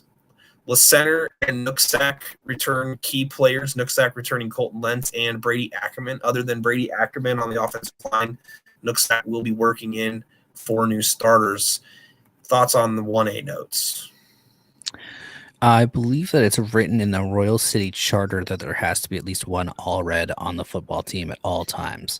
I believe that that's true. I'll have to ask my friend Michael Doftel if that's actually true or not. 7 out of the last 8 and 4 in a row. Yeah. It's ridiculous. I mean, that's it. I guess I could have stopped the notes right there, but I mean, I want to give everybody else in 1A their shine because they deserve it. So, moving on to 2B, Okanagan won 28-24 versus Napavine and avenged a loss in the title game from the previous season. Carter Kukenboo returns. He's committed as a tight end to Boise State. Napavine has played in 7 of the last 9 championships, but only winning 2. Onalaska last won a title in 2019, and they've got a very tough team that can run the ball very well behind Rodrigo Rodriguez. What a name. All-name team already. Rodrigo Rodriguez. I love it. Liberty Bell joins 2B after winning the last 2 championships in 1B, and then Freeman moving down from 1A. They beat Montesano in the playoffs last year, quarterbacked by Logan Schultz. 2B, that's a lot of Napavine there. And with Okanagan playing the last 2 championships against them, losing 1 and then winning last season, I think that definitely sets the stage for the trilogy fight, so to speak. But a lot of other teams in the neighborhood now. It's going to come down to matchups, I think, here, Matt. Look, are we going to get our Return of the Jedi this year with Okanagan Napavine? I think it's a good possibility, but I don't think we will. #tease. Yeah, I like the hashtag. That's a good one. Let's go to 1B notes here. So, Nia Bay, are they back to having a chance to win the championship now that Liberty Bell has moved up? They've got a very good power running game with Jodell Wimberly and Tyler Swan. And then next you've got Wilbur Creston and Keller. They did lose an offensive coordinator and a couple of key players, but they have a pretty good quarterback and good running back combo in Mayaho and Preston. Is it Michael? I want to say Michael or Michelle. It looks like Michelle, but Wilbur Creston and Keller still figuring to be in the mix. They still back in it. They got a good quarterback, Jacob Lindstrom, and a lot of things in positive direction for Nacelle and Almira Cooley and Heartline. And they've got a good window to win here behind quarterback Caden Correa and running back Carter Pitts. And then Darrington. Darrington's maybe one of the under-the-radar teams in 1B there, Matt, but they only lost one senior from a playoff team last year, and they're led by a dual-threat quarterback, Hunter Anderson, who will be in his third season under center. Thoughts on 1B notes? Yes, no, I liked your notes there on Almira Cooley Heartline. They have been they're it's a really good program up there, and those two Pitts and Correa have been impact players since they were freshmen. So it's going to be really interesting to see them now as the leaders, to see how they I'm excited. All right. Picks. Before we get to championship picks, real briefly, we're going to talk about who we have maybe as our sleepers, teams that we want to look out for, and maybe not teams that we necessarily pick to be a semifinalist or a championship, but teams that we wouldn't be surprised to be there. Matt, I'll let you go first here on 1B, just because I don't really have a deep list here. Yeah, no. My 1B sleeper team is Darrington. I've been a fan of that program for a long time. Back when Buck Marsh was the coach, he was on the seating committee with me, and I have an affinity for that program. And I'm having, with all of the continuity coming back, I think that they have a really good chance to be able to take a step forward and be a force in the 8-man rings. So I ultimately went with Nacelle because I did not put them in my Final Four, but I think that Nacelle, being a 2B team from a year ago, dropping down and having a good returning quarterback, I think that they could be a team that could ultimately move the ball well. I think 8-man football suits them really well, being a passing first team. So I think Nacelle is going to be a team that is kind of potentially a sleeper, a little bit of a dark horse there. So 2B. Now, this was a little bit tough for me ultimately here because I don't think that you can really consider a lot of teams in 2B to really be sleepers. I mean, I think pretty much anybody could get there. Like if a Chewelah showed up there, to me, that wouldn't be super surprising. They got a really good program. I was more thinking of like the newcomer Mossy Rock. I think Mossy Rock brings a tough mentality up to them, and they really ran the ball when it came to 1B football, moving up and now having a couple extra guys on the line. I think it only bodes a little bit better for them. And if they're a team that wins in the trenches, they can make for some really long games. I also like Adna and Onalaska, those two teams as well. But I really wouldn't call Onalaska a sleeper team because I've got them in my semifinals. See, and that's funny because I have two teams written down too, one of whom is in my semifinals that I don't really have as my sleeper, but I have them as, quote, unappreciated. And I feel Toledo. I think Toledo is a program that I think this year they take a big step forward. They seem to win 8, 9, 10 games every year, but I think this is the year that they break through and they make the semifinals. They're the team I have as my underappreciated team. If I have a, quote, sleeper, I'm going with a Soton. I'm going with Jim Holman's guys over there in the Palouse. They've got, this year is going to be tougher now that they do have Freeman coming down, so there's not necessarily that direct path to second place. But I do think that they have a good enough team to be able to compete for second, third, and fourth over there in the Bi-County.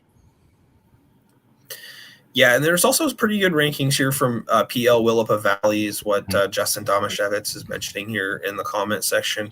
I think that there's the tier game, right? We talk about the tier game. When you get to outside of Okanagan and Napavine, I think that everything's really close after that. And I'm not saying that Napavine and Okanagan are so far away from everybody else, but just based on the results and on the field and Napavine as a program, they've always been kind of a little bit above where everybody else falls in 2B. But once you get to that 3 through 12 range there, I think that you're really going to see a lot of teams really within a play or two from each other, and you could be looking at a situation where you're measuring, a conference loss or a head-to-head where you lost on the road by a touchdown. We saw it last year with Kalama and Onalaska, where Onalaska ends up getting a seat above them in the playoffs, and Kalama had beat them head-to-head. So I think that there's going to be a lot of important metrics when it comes to determining 2B this year. 1A, sleeper. Man, this is tough, right? Again, another classification where I really wouldn't call a lot of these teams sleepers, right? But if you're giving me teams that I think are being slept on, I think OMAC is being slept on. I think Montesano is being slept on, right? I think that those two teams could beat just about anybody, depending on what the matchup is and what the conditions are. Obviously game flow plays a huge part in it, but last year OMAC came in and just sucked the life out of Le Center right away. They were able to throw the ball deep almost at will, and being that, Le Center was predominantly a run-first offense, OMAC brought some dudes in on the defensive line. They really didn't have to overly stack the box. They were able to play balanced, and I like the program that OMAC has put together the last couple of years. Another team that I dare call a sleeper in any capacity. But if there's ever a time that they're being slept on, it's Linden Christian, with Jeremiah Wright leaving and a lot of people thinking that the Lynx window might be closed. I tell you what, man, the years where Linden Christian's most dangerous is when they're not being thought of. Yep. Yeah, I'm happy you mentioned OMAC, because OMAC is one of the teams I put down for 1A as well. I just think, when we went through and we listed all of like the teams we think could break through and stuff, I intentionally made sure to leave OMAC off of there because I knew I was coming back to him here. But yeah, they're a team that just if they get them in the right matchup, if you get them, playing, if it's an ugly type of a game, that's the type of game that they thrive in, and they can take it. The other team that I have down is kind of not really a sleeper, but just an intriguing team for me is Life Christian Academy, because I think that they have a lot of really good high-end talent. I'm just not sure what their depth looks like. So that's going to be the thing that, can they stay healthy? Can they, make sure that they keep all of their talent on the field? And I think that'll determine how far they end up going. Yeah, throw Kalama into the hat for me. Yeah. I don't think they're a sleeper, but they have one of the most electric players in the class, in Aiden Brown at quarterback. Tough to game plan against a guy like that that can really put a team on his back, like figuratively and literally. So I wouldn't really call him a sleeper, because I think most everybody knows about what they're going to get when they face Kalama, every game. But it makes that 1 through 32 really interesting when you think about all these different teams that are going to get thrown into it, and you're going to be not seeing the traditional matchups that you're used to seeing in the crossover rounds. So that's one thing I like, is that you don't have handcuff crossovers. Yep. Let's move to 2A real quick for Spurs. I'll let you start on this one here, if that's okay. Sorry, can you say that one more time? It cut out for me. I said we'll move to 2A now, and I'll let you start this one. Oh yeah, perfect. Sounds good. So I have two teams down on for my 2A. I have Ording down. I put them. The computer has them in the or in the semifinals. I don't think they're going to make it that far, but I do think that I really like what they do defensively. They've just been really, really solid on the defensive side of the ball, and I think that now that they're going to be the top tier of the SPSL, I think that they're going to get a better draw than they normally would have gotten in the last few years, and I think that they have a potentially, a good opportunity to make it a decent run. The other team that I'm intrigued by is East Valley out of Yakima. They have a lot of kids that are coming back, and there's a lot of hype around the program, and they only get one non-league game this year, but they scheduled a tough one at Riverview on Thursday night, and it's going to be a really good indication to see how they can do against a pretty solid passing attack. And in the CWAC, where you're going to have, Othello's not going to throw the ball on you, but Prosser's going to throw the ball on you, so that could be very indicative on how East Valley could potentially match up with a team like Afredo or a team like Prosser. I like both of those picks. I think that East Valley is definitely a team that most people aren't going to be really looking at as a potential contender, especially when they're mixed in with Othello and mixed in with Prosser, two of the teams that are predominantly the heavy favorites year in and year out for the CWAC. So, a good time to sneak into the 1 through 32 model. And I think that's going to really, hurt a lot of teams that might not get the state respect, that they would want to command, because if we're having 5 Northwest 2A teams in there, right, like you might see them go 5-0 depending on who they match up with, and taking out the league crossovers and such. I mean, if you remove Tumwater, North Kitsap, and then the top 2 teams from the Northwest, I mean, you're left with a lot of competition. And I think that you could see a lot of different things shake out. A couple teams that I'm looking at are down here in my neck of the woods, right? First, Hudson's Bay. The Hudson's Bay Eagles, coached by Mark Olivero, his second stint with the program. I think he's entering his third year of his second stint. He's got a coach on his staff. You might have heard of him by the name of Rick Steele. He was the head coach for Hawkinson when Hawkinson won back-to-back state championships in 2A. And in the COVID year, Hawkinson had probably the best team in 2A. They didn't get a chance to showcase it. The following year, they played Linden on the road and only lost by 3. My point is that having a guy like Rick Steele as your assistant coach, one of 17 coaches, right, for Hudson's Bay, what they've got, they've just kind of turned the corner a little bit as a program as a whole. And they love to run the ball and pound the ball. They're physical at the point of attack. They like to win at the line of scrimmage. I think that they're going to be a very well-coached team, and I would not be surprised to see Hudson's Bay have a chance to maybe make some noise come postseason time. I wouldn't be totally shocked at a quarterfinal spot, but I think I'd be a little surprised if it was semifinals and beyond. At that point, I'd be like, wow, I need to save a lot of room on my back here, because I can't believe I nailed that. A couple other teams off the top of my head, Ridgefield. Ridgefield has 105 kids. Right, they fell like 13 kids short of moving up to 3A. They're one of the biggest 2A schools in the land. And they've been matched up with Tumwater and WF West the last couple of seasons in crossover rounds. That makes it tough to get to the round of 16, all right, for anybody. With the new model being the way that it is and having the ability to potentially avoid some of those teams, I think that they could be looking at a game against an Ording, and have a chance to win a game and get back to the state round of 16. 32 is not really the benchmark for head coach Scott Rice anymore. He doesn't want to just make it. He wants to actually build the program. When you got 41 freshmen coming in and 105 kids up and down the sidelines in a 2A class, their goal is to remain fresh on both sides of the ball and to rotate guys in on offense and defense where they don't have to play both sides, and kind of like remember the Titans. I want my offensive players on this side. I want my defensive players on this side. That's kind of the mentality. And then wrapping it up, Mark Morris. I mean, if there's an under the radar team, I'm telling you right now, it's going to be the Mark Morris Monarchs. I've had a chance to go see him at practice, and no disrespect whatsoever, right, to legendary coach Sean Perkins, right? Last year versus this year in terms of the enthusiasm around the program and with the way that practice is going for them, I think that they're in a great spot. Head coach Mike Peck comes in from Burley, Idaho, and led them to the postseason. He's coached throughout Vancouver, graduated at R.A. Long.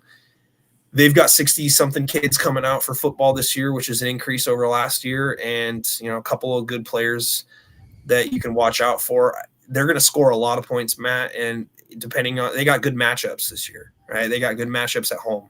They get Hudson's Bay at home. They get Ridgefield at home. They get Washougal on the road. That'll be a tough game for them. They have the right games at home for them to potentially be successful and get into the postseason. And if they get there, that means they're playing good. And they got a great running back in Kenneth Mullen. They got a great wide receiver in Decker Bartel. I can go on and on and on about 2A sleepers and stuff here from the Greater St. Helens League. So those would be some teams I'd be watching out for. Yeah, just for the record, I'm a huge fan of Mike Peck. Going back to his days at Prairie, I was a huge fan of him there. like you mentioned earlier, I cover sometimes I do some coverage over in Idaho, but man, I watched as many Burley games as I could. I love his offensive philosophy. Go deep. I mean, come on. It's I've seen some footage. I've seen some stuff in person. All right. And they play Kelso this week. That's a tough game for anybody. All right.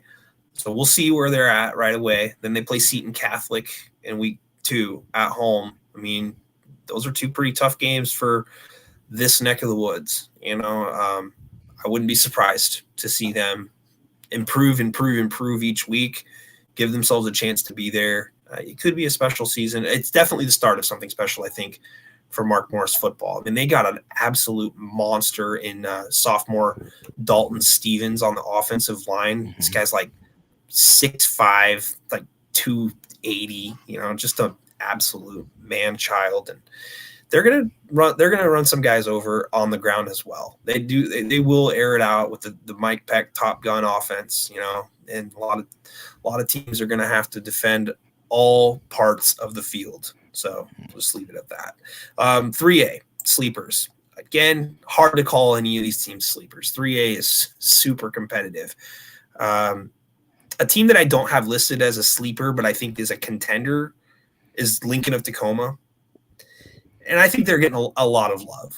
I'm not going to, like I said, I don't think that they're a sleeper, but I don't want to leave them off of any discussion. I think that they're a team that is much improved, and they've got a great head coach. They've played some really tough teams over the last few seasons in the playoffs, and they had Bellevue beat a couple years ago and ultimately, lost on a really tough play at the end of that game. But I think they're a definite contender. My sleepers I wrote down was Monroe and Enumclaw. We talked a little bit about both of those teams already. Monroe returning a bunch of guys from last year, a team that had a great offense already. And then Enumclaw, a team that went to the semifinals and went toe-to-toe with Anacortes for basically the entire game, losing by 2 scores, but giving them the best run that they possibly could. So those are the teams that I think should definitely not be slept on, but are going to be. I just wrote down one team for 3A, and it's kind of off the beaten path, but my sleeper team this year is the Stanwood Spartans.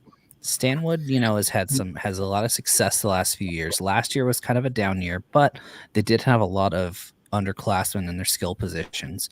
They do have they do play in a really tough division up there in the West Coast with Ferndale, with Cedro Woolley now, and with Snohomish and a lot of those their teams up there. But I think that, if Stanwood can kind of, get back to their ways of just grounding and pounding and all that stuff, I think that Stanwood could be a team that, I think they make the round of 32. I think that they may be able to surprise somebody and could possibly sneak into the state tournament. 4A, another tough classification to name anybody as a sleeper. I wrote down sleepers, basically everyone. Contenders, basically everyone. But if there was a team that nobody was thinking of, I went with the Battleground Tigers. And they have a very good quarterback in Ethan Adams, who was a sophomore last year, who took the reins. A lot of people might forget, Matt, except I don't think you would, but Battleground started last year 6-0. And I remember that. Mm-hmm. They played some extremely tough teams along the way too. They played Mount Tahoma on the road and beat Mount Tahoma comfortably. They shut out Lakes 22-0. They played some good competition, and the reason why they get overlooked is because their league is so tough. I mean, it's just a 4-team league, but when you've got Camas and Skyview and Union, and they broke through and they beat Union last year, and they ultimately did get a chance to make it to the playoffs as that third team out of the Greater St. Helens League 4A, but they ended up kind of getting roughed up a little bit in their playoff matchup, I think, against Sumner. And I think it was like 49-7, something like that. But I think that they're a program that is heavily slept on and will actually improve over last year. And they could end up competing for the Greater St. Helens Championship. Xavier and Camas are going to be super tough, though. Yeah, Battleground was the team last year that had me considering hanging it up, because I was like, these guys are in the top 10. Is my algorithm, pretty okay? But no, they deserved it. They did really, really well last year.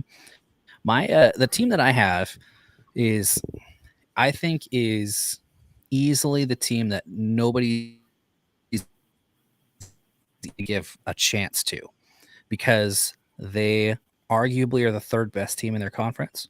But I think that they have the talent that they could break through and be a top two team, or maybe surprise somebody in the playoffs. And that's the Richland Bombers.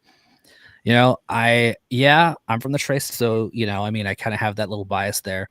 But over here in the 4A MCC, everyone's talking about Chiawana's defense. Are they going to be able to, to find the offensive firepower to keep up? Everyone's talking about how dominant Kamaikan's going to be in the trenches, and have they solved their quarterback issues? Can they make sure that they limit their mistakes?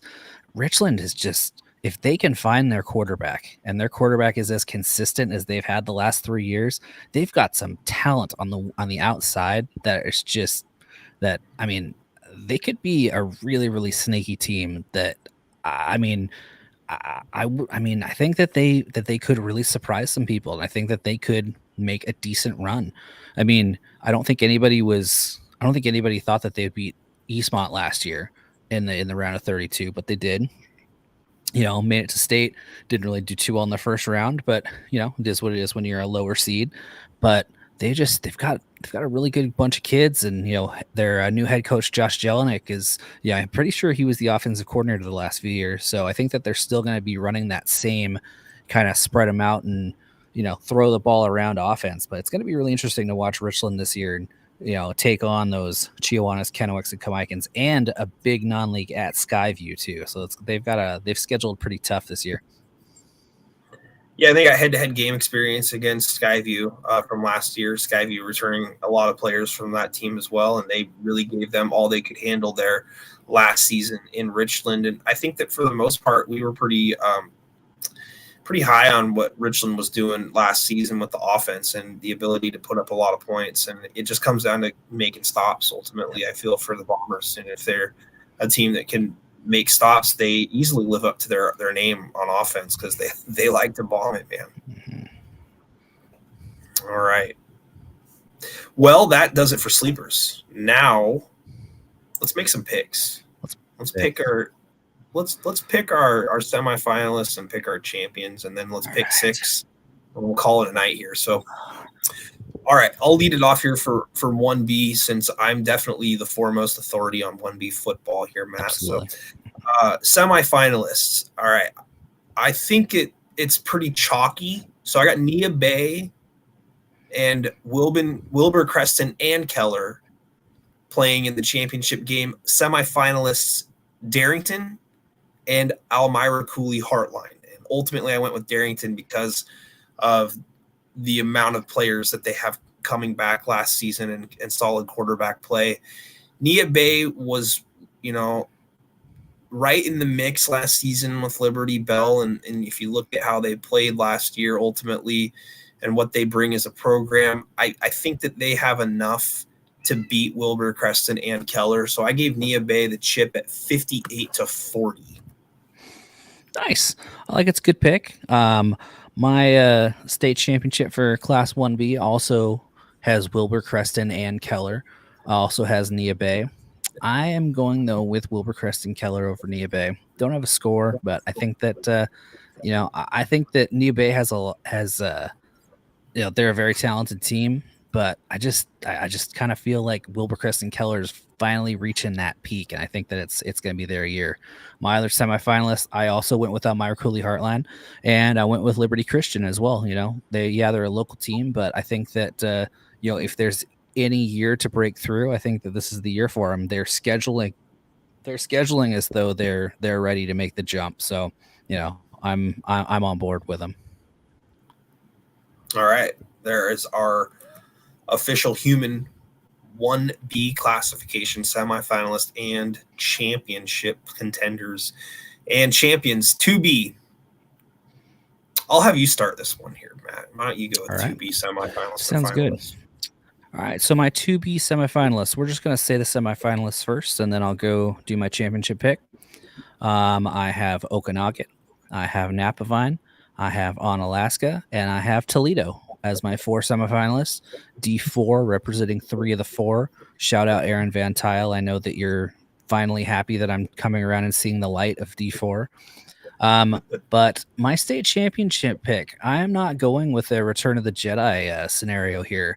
I do have Okanagan winning the state championship, but I have them beating good old Onalaska. I think that this is the year that Ani pushes through and takes their rush train to Husky Stadium. The Loggers. Yeah. Well, the good news is, Matt, is that I also have the Loggers in the semifinals. I have them as well as Okanagan and Napavine. And I'm throwing Liberty Bell in there right away. I got Liberty Bell as the other semifinalist, although I don't have them to the championship. Listen, when you have teams meet up 2 consecutive years and they split, the rule of like movies is they have to meet for a third time. Exactly. So, and it's reason why I went with all my notes to kind of precursor these picks, Matt, is because Napavine being in 7 of the last 9 makes me feel really good about them being there, and Josh Fay, a super competitive guy down there at Napavine, always gets his guys ready to go for game day. So I've got Okanagan, Napavine. Ultimately, I'm going with Okanagan in this one, and I feel like that the size at quarterback in Carter Kukenbu is just so much to handle. He was such a menace at the goal line last season, a guy who can just run right through the entire offensive line and make contact 2 to 3 defenders and still push himself forward. Napavine is still, I think, searching for their top quarterback this year, from what I understand, and I don't think it's a down year for them at all. I think that they're going to still be where they should be, and that's in the championship game. So that's where I'm at. I'm going with Okanagan again, and the trilogy bout. But yeah, Liberty Bell. You think that's a pretty gutsy call, right? Going from 1B to 2B and making the semis right away, or is it kind of?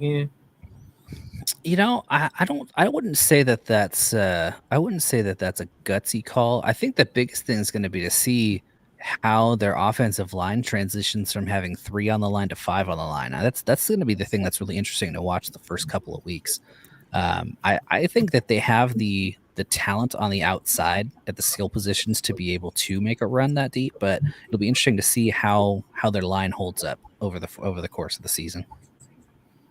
Yeah, I mean, and to think that or at least me, I mean, yeah, because technically we're leaving off Northwest Christian Colbert, we're leaving off Freeman, Freeman, yep.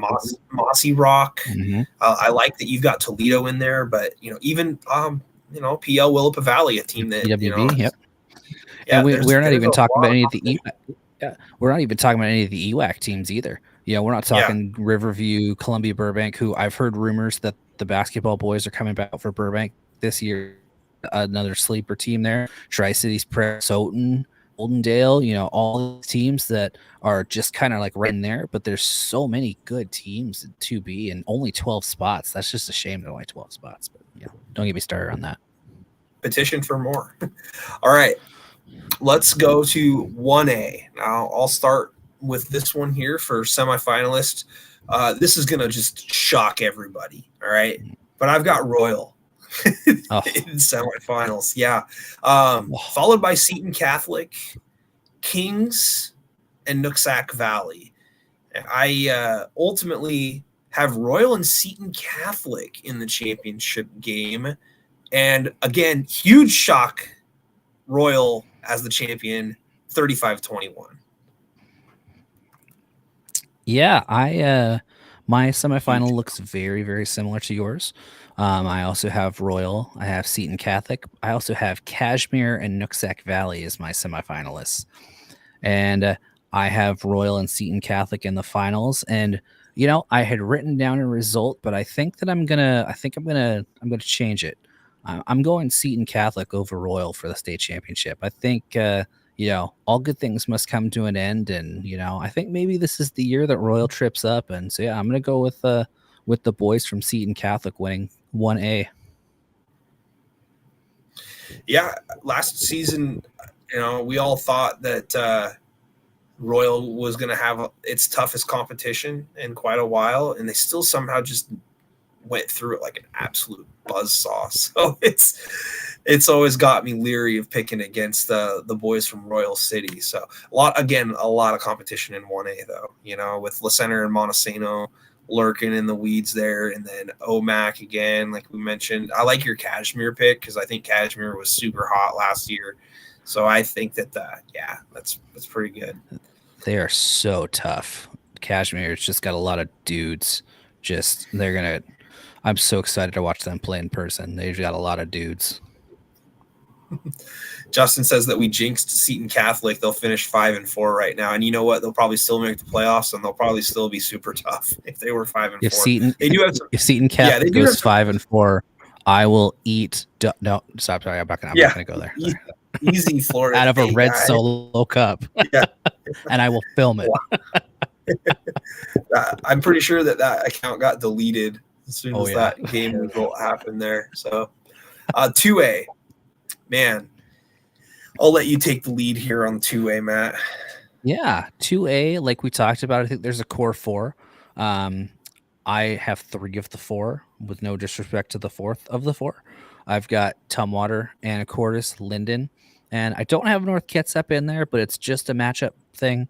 I've got Othello as my 4. I think that, especially if Othello gets a top 4 seed, maybe even a 5th seed, if teams have to come to the east side when it's cold and they get, just run over by Othello, I just think that, I think that that's going to be something that is, advantage Huskies. My state championship, though, I have Tumwater over Anacortes. I think that, I love both of those programs, and it's hard to pick one of the two. I think even Linden, throw Linden in there. I think any of those 3 could win it. But here, I'm going Tumwater over Anacortes this year. So like you, Matt, I have Anacortes. I've got Tumwater. I've got Linden. And I have a team that's name starts with the letter O as well, except it's the Orting Cardinals. Again, like you said, I think it's a matchup thing. They got a great running back in Carson McCall, and last season was a great step for them. They beat a tough Washougal team in the playoffs. They ended up taking it on the chin against Anacortes last year. I'm a big believer in steps, building blocks to get to where you ultimately want to be. Playing Anacortes on the road as a true road game in their house, when they've got an absolute buzzsaw of a team themselves. Obviously, those guys are going to be back again, but I think it just comes down to matchups. I can see Orting being in that 4-5 game, ultimately, and depending on who they play. And like we mentioned, the core 4, we think North Kitsap's kind of in that spot there. And I'm not really looking at Othello being in that 4-5 game. That's ultimately what it came down to me, is that, I'm with you, though. If you have to travel over to play them and play the downhill rushing attack that's just going to, chew you up in terrible elements that make you miserable, advantage Othello, right? Just depending on how it gets there, though, I think Orting is a team that could position itself potentially to get in a home game, or at least getting a more favorable road matchup against like a North Kitsap. That's kind of where I see them. So I'm going with them in the semifinals. Ultimately, though, I don't have the guts to put them in the championship game. Look, I mean, until Anacortes loses Brock and Brady Beaner and Rylan Lang, and they got a bevy of other dudes, and they just played in a jamboree against Monroe and against Lake Stevens and held their own against both of them. I mean, like I mentioned earlier in the show, right? They're probably pound for pound the best team in the state of Washington, pound for pound. I don't think that means that they beat everybody in the state, right? But I think considering the amount of students that they have and the amount of firepower that they possess, I think they could beat just about anybody, anytime, anywhere. So I've got Anacortes on the repeat train here, and I got them playing Linden, 27-20. I've got Anacortes over Linden. Linden's the only team that plays these guys super tough over the last couple of years, other than North Kitsap when they played. North Kitsap beat them. But Brant Hepner is a special guy.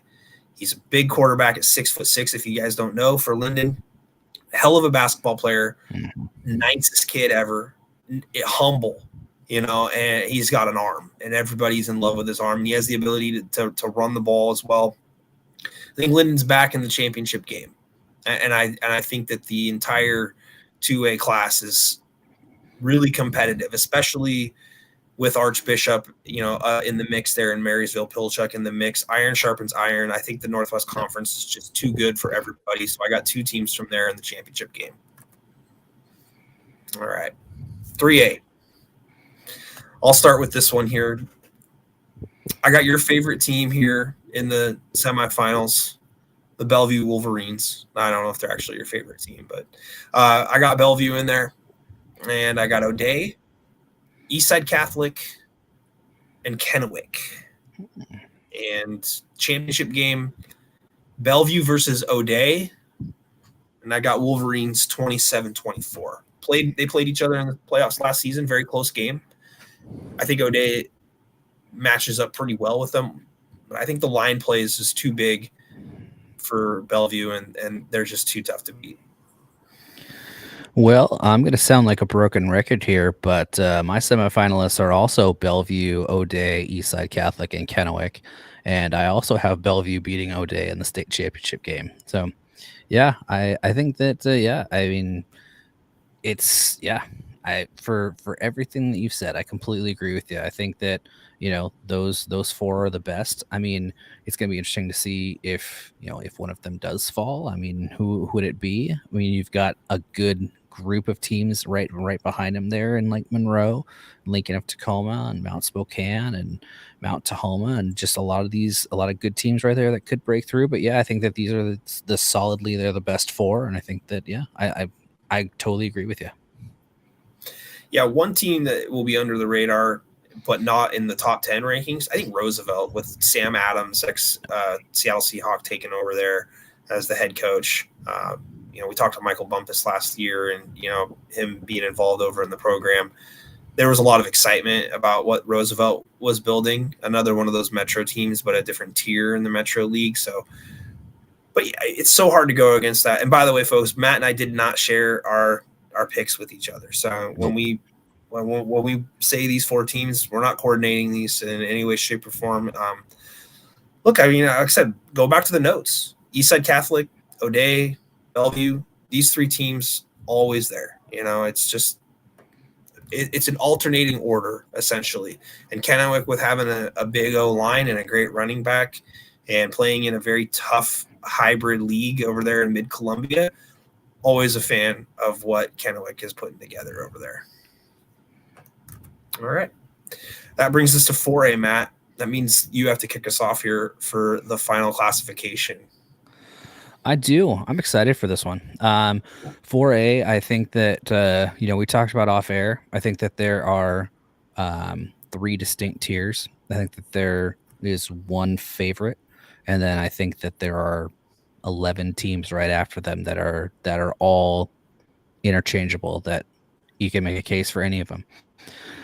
The 4 semifinalists that I've gone with, I'm going with Lake Stevens, I'm going with Camas, I'm going with Eastlake, and I'm going with Kamiakin. Those are my 4 semifinalists. My state championship game, I have Camas playing against Lake Stevens, and I have Lake Stevens winning it again. I think that Lake Stevens is the best team in 4A. I think that they're one of the best teams in the state. I think that there's a solid chance that they could start 0-2, but I do think that they can. I think that they've got a they got a really good team. I don't think you can bet against them right now until someone can step up and figure out how to stop them. They're the team that's going to win it again. Am I gonna? There's a good chance I could be wrong, but got to go with the favorite. I like it. And you know what? I think that you can make a case for a lot of teams here in the semifinals. I think that this is like another one of those most wide open classes where you can make an argument for. First, I'll say this. I've got no problem with Lake Stevens being in the semifinals. So I've got them there, right? Camas, I agree with you on that. I think Camas has got a really solid team. They return a good quarterback, Jake Davidson. They're well coached. I definitely like Camas, and they play tough competition. They schedule tough all year. They don't have to schedule that hard either with their their league because they've already got Skyview in there, who you could make a case for as well. Skyview had a great season last year. Them and Eastlake went toe to toe. If you flip home and away, it might be a different result. It was 17-14 in that game. I think and they got a really great player coming back too, and wide receiver Gavin Packer. So I think Skyview is right there, but I don't have them in the semifinals, so I can make a case for them. So Camas, Lake Stevens, I got Yelm in the semifinals. I having a chance to talk with Coach Ronquillo last year, to kind of just keep it, not like I'm gushing here, but I love his attention to detail. I love how he described the building of the program, the belief system that goes into it, the off-season training, the off-season program, the coaches just all collectively being on the same page. I think Yelm is a really, really good team and contender any year. They got a ton of prospects. They got a ton of recruits all up and down the roster. So Yelm is who I'm going with as my third semifinalist. And then finally, Kennedy Catholic. I'm going with Kennedy Catholic. They got a good quarterback coming back who's a 4-year starter in Devin Forehand. They played Lake Stevens the toughest last season in the playoffs. They got Indiana Jones coming back at running back. So I'm ultimately going to go with Kennedy Catholic here in this one. I'm in terms of being in the semifinals. And I've got them in the championship game too, Matt. I got Lake Stevens, Kennedy Catholic as my title game. And I'm going Lake Stevens 34-28. I think it's a closer game. And I think that Kennedy Catholic is a team that, though, is one that can put it all together and potentially win it.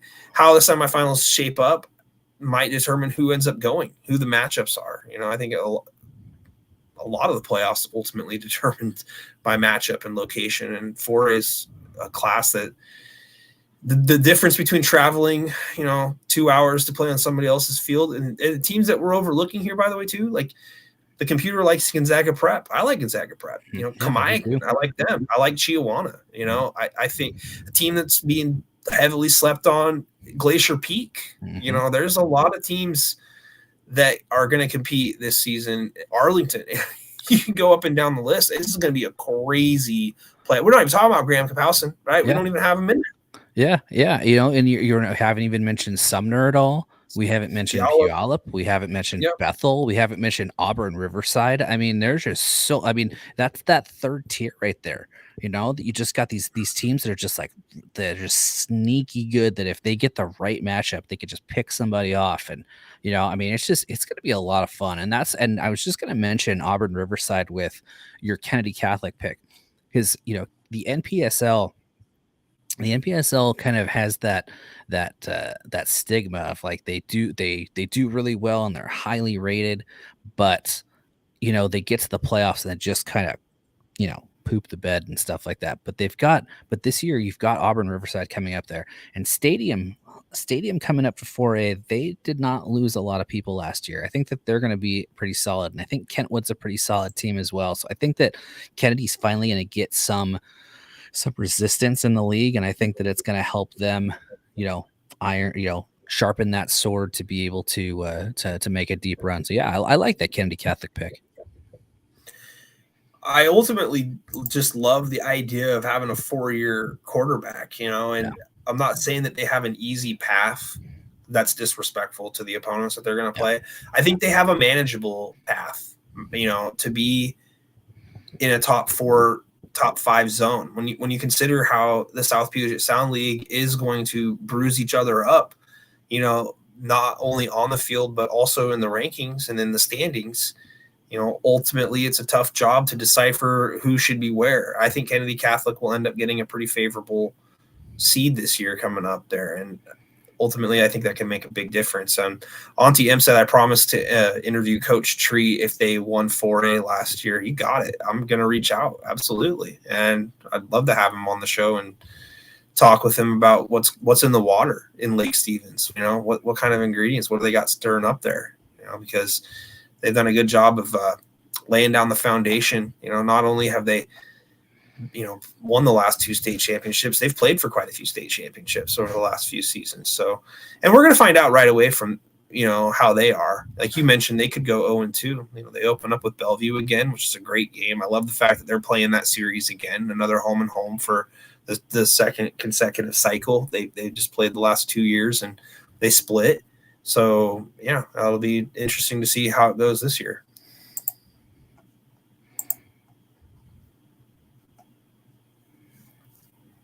Still there? Yeah. Oh yeah, sorry. Just giving you the old Nuke LaLoosh. Mm-hmm. Yeah.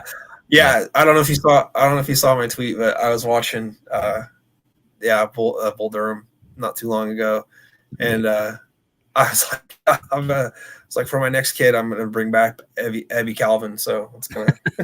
I don't know if my wife would be, I don't know if my wife would be okay with naming our next kid Nuke, but Nuke or Crash, I'm not sure she'd be down with that. We'll see. We'll see what I can do. Yeah. Real quick, I want to just circle back here. Our buddy of the show, Justin Domashevitz, picks Royal Nooksack Seton Catholic in Montesano. What a homer! Whoa, that's a big stepping out of the box there, Justin. Yeah, what man! Absolute homer pick there in Montesano. Come on, man. Of course you got him in the semifinals. You should probably have him in the championship game too, honestly. I was going to say, if we're circling back to homer picks, I'm changing my 4A picks. Hanford Falcons, state champions, mark it down. Let's go. So I did message a little bit with Justin, and he brought up an interesting point about Montesano this year. They got a really good player transferred over from Aberdeen and Marcus Hale, and he's going to play tight end for Montesano. And the one unfortunate bit of news out of Montesano is that one of their Swiss Army knives, Felix Romero, had a injury not too long ago, and his season's a little in question. It may or may not be over, but it could definitely have an effect on him. But they got Mason Rasmussen back at wide receiver, Torin Kreitz, and to go along with Marcus Hale. Sounds to me like, based on how things went at the Jamboree, that Montesano is going to still end up being a pretty good, solid team. And they open up with Seton Catholic, or excuse me, Le Center. Justin, sorry, he asked what the point spread was in that game, Montesano and Le Center. And I don't know if I was going to handicap high school sports, which somebody honestly should for a living. I would probably go Le Center -4. I mean, I don't think it's going to be anything crazy. You could make a case for it being a pick 'em or something -3. I think you're right in the neighborhood there of like a 28-24, somewhere in that vicinity. I don't know. Someone should handicap high school sports though, Matt. That'd be pretty wild. Oh God. Yeah, whoever's on the take that week is just gonna investigation all day. So yeah, let's get to our pick 6 here, man, and let's finish this up and call it a night. By the way, I just want to mention before we get into our pick 6 picks of the week, if you guys want us to pick your games, just send us a message or tag us on Facebook. We got Evan's Rankings on Facebook as well.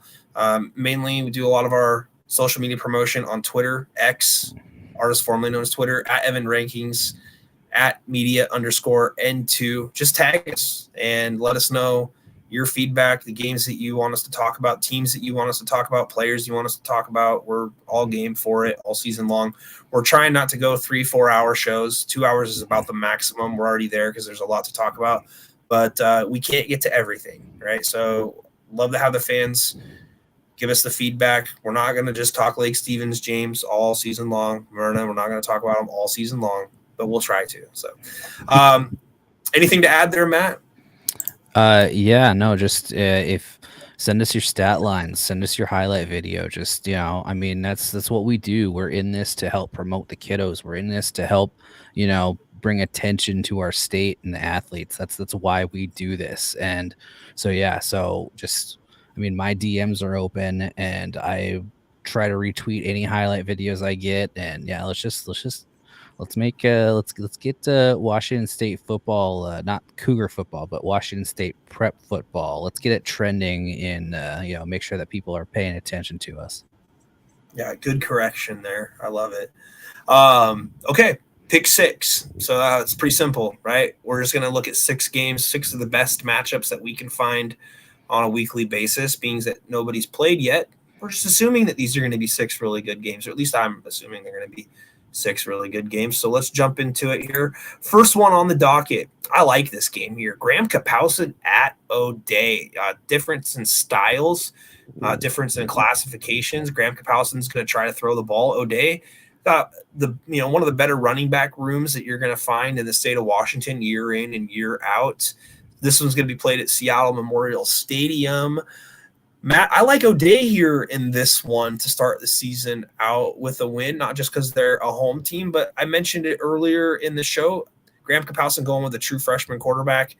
Tough to line up against the Irish of O'Dea in your first high school start. So I'm going to give the experience the nod here in the Irish. Yeah, I agree with you. I'm going with O'Dea as well. I think that, it's like you said, GK's starting a true freshman quarterback. And when you play O'Dea or a team like O'Dea, it's so important to not make mistakes. It's so important to make sure that they're going to limit the possessions. They want to run the ball and hold the ball for 8, 9, 10 minutes. So, you're not going to have as many opportunities to have good possessions. You want to make sure you limit your mistakes. And as a true freshman, there's a chance that you're probably going to have a couple more mistakes. So yeah, I'm going to go with O'Dea in this one. Second game on the docket. Interesting one. I went with this one here because there's a wide gap between classifications here. Napavine at Hudson's Bay, 2B versus 2A. Hudson's Bay, my sleeper team in 2A. And then Napavine, perennial contender in the championship game for the 2B ranks here. This was actually really tough for me. I'll say at face value, my gut right away wanted to go with Napavine, right? Just based on the quality of the program and the quality of the opponent that they've played. But I'm not going to go on a long rant about why I think Hudson's Bay is a sleeper unless I'm willing to have the guts to pick them head-to-head against a good, solid team. I like the style that Hudson's Bay plays with, and they've had a whole offseason to prepare for this game specifically. So I like Hudson's Bay to beat Napavine here in this one. I think it's good. That's a solid pick. I do. I'm gonna go with Napavine. I like I like that they have a history of winning. They know the winning ways, and I think Hudson's Bay is still kind of learning how to be a winning team. And I think that at this point in the season, I wouldn't be surprised to see Hudson's Bay win. But yeah, I'm gonna go with Napavine. Yeah, it's just I'm out on a limb here a little bit. Like I said, my gut initially says Napavine, and I wouldn't be surprised if they won it at all. But the fortune favors the bold, Matt. I read that in a fortune cookie one time, I think. So next game, it's the Battle of the Easts. Eastlake at Eastside Catholic. Ooh. Flip a coin here, Matt. I'll let you pick this one first because I'm still kind of on the fence. I'm going to get that coin out and flip it here, I think. Well, I am definitely going with a school that has East in their name, for sure. That's kind of a given there. But if I remember correctly, I think these schools are like literally right next to each other up there on the plateau. If I remember correctly, I want to say like them, Eastlake, and then Skyline. They're like all right on the same street or something like that. But yeah, this is gonna be a fun one. I'm going with Eastside Catholic in this one. I'm taking the computer, looking at the Metro and turning a side eye to them, and I'm the human nature in me is going with Eastside Catholic. I think it's gonna be a really good game. I think it's gonna be a 1-possession game. Could possibly go to overtime, but I think Eastside Catholic's gonna come away at the end. Just so we can have opposites in win-loss column here, I'm going Eastlake. I'm never picking against Eastlake publicly ever again. That's just, I don't care. They could get beat 40-0. I'll still probably pick them the next week against Woodinville or whoever they end up playing. I know it's not probably Woodinville, but no, I think Eastlake is definitely building a program in the right direction. And, I think Eastside Catholic is always tough to beat no matter what team they've got. I flipped a coin and it said East Side something, but Eastlake, no. Eastlake is the pick here. So I'm excited by the way for that game. I looked at that and I'm like, really they both got East in it. If only it was officiated by like East Valley or something like that, So, boy, Justin Domashevitz, this one's for you, buddy. La Center at Montesano. Ooh, District 4 battle right away. And, the line, I said, maybe -4 for La Center. It's at Montesano. The line might have just shrunk here. I don't know. You might favor the home team here in a game of this magnitude, but I am going to go with La Center in this one. Okay.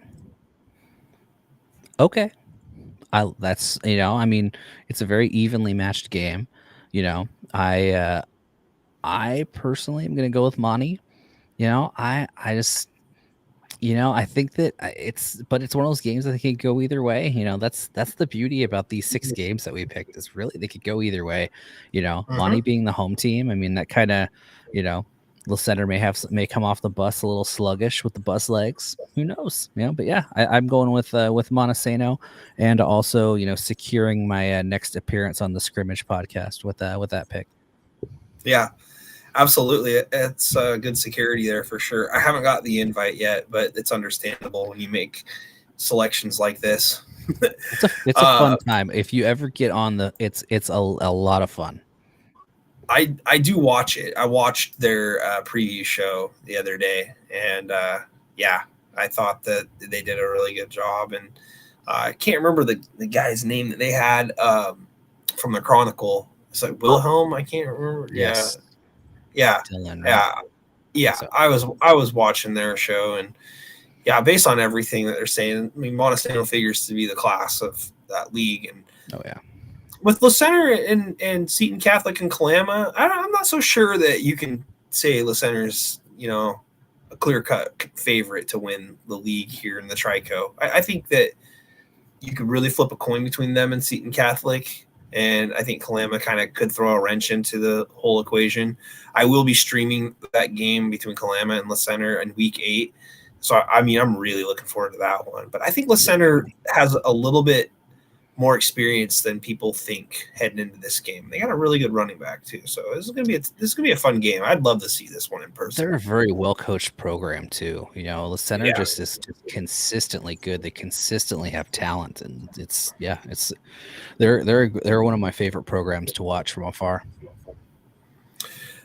Next game, another real tough game, I think, to gauge here, Matt. Puyallup 4A team at Tumwater 2A.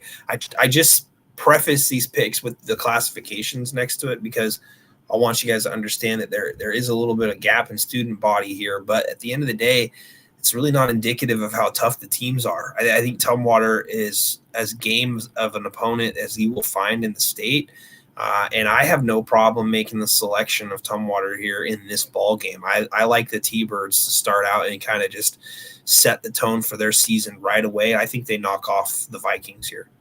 Yeah, I completely agree. I think that, if you take away the classification, I would still have Tumwater as maybe a top 10 team in the state. They're just well coached. I love their offense.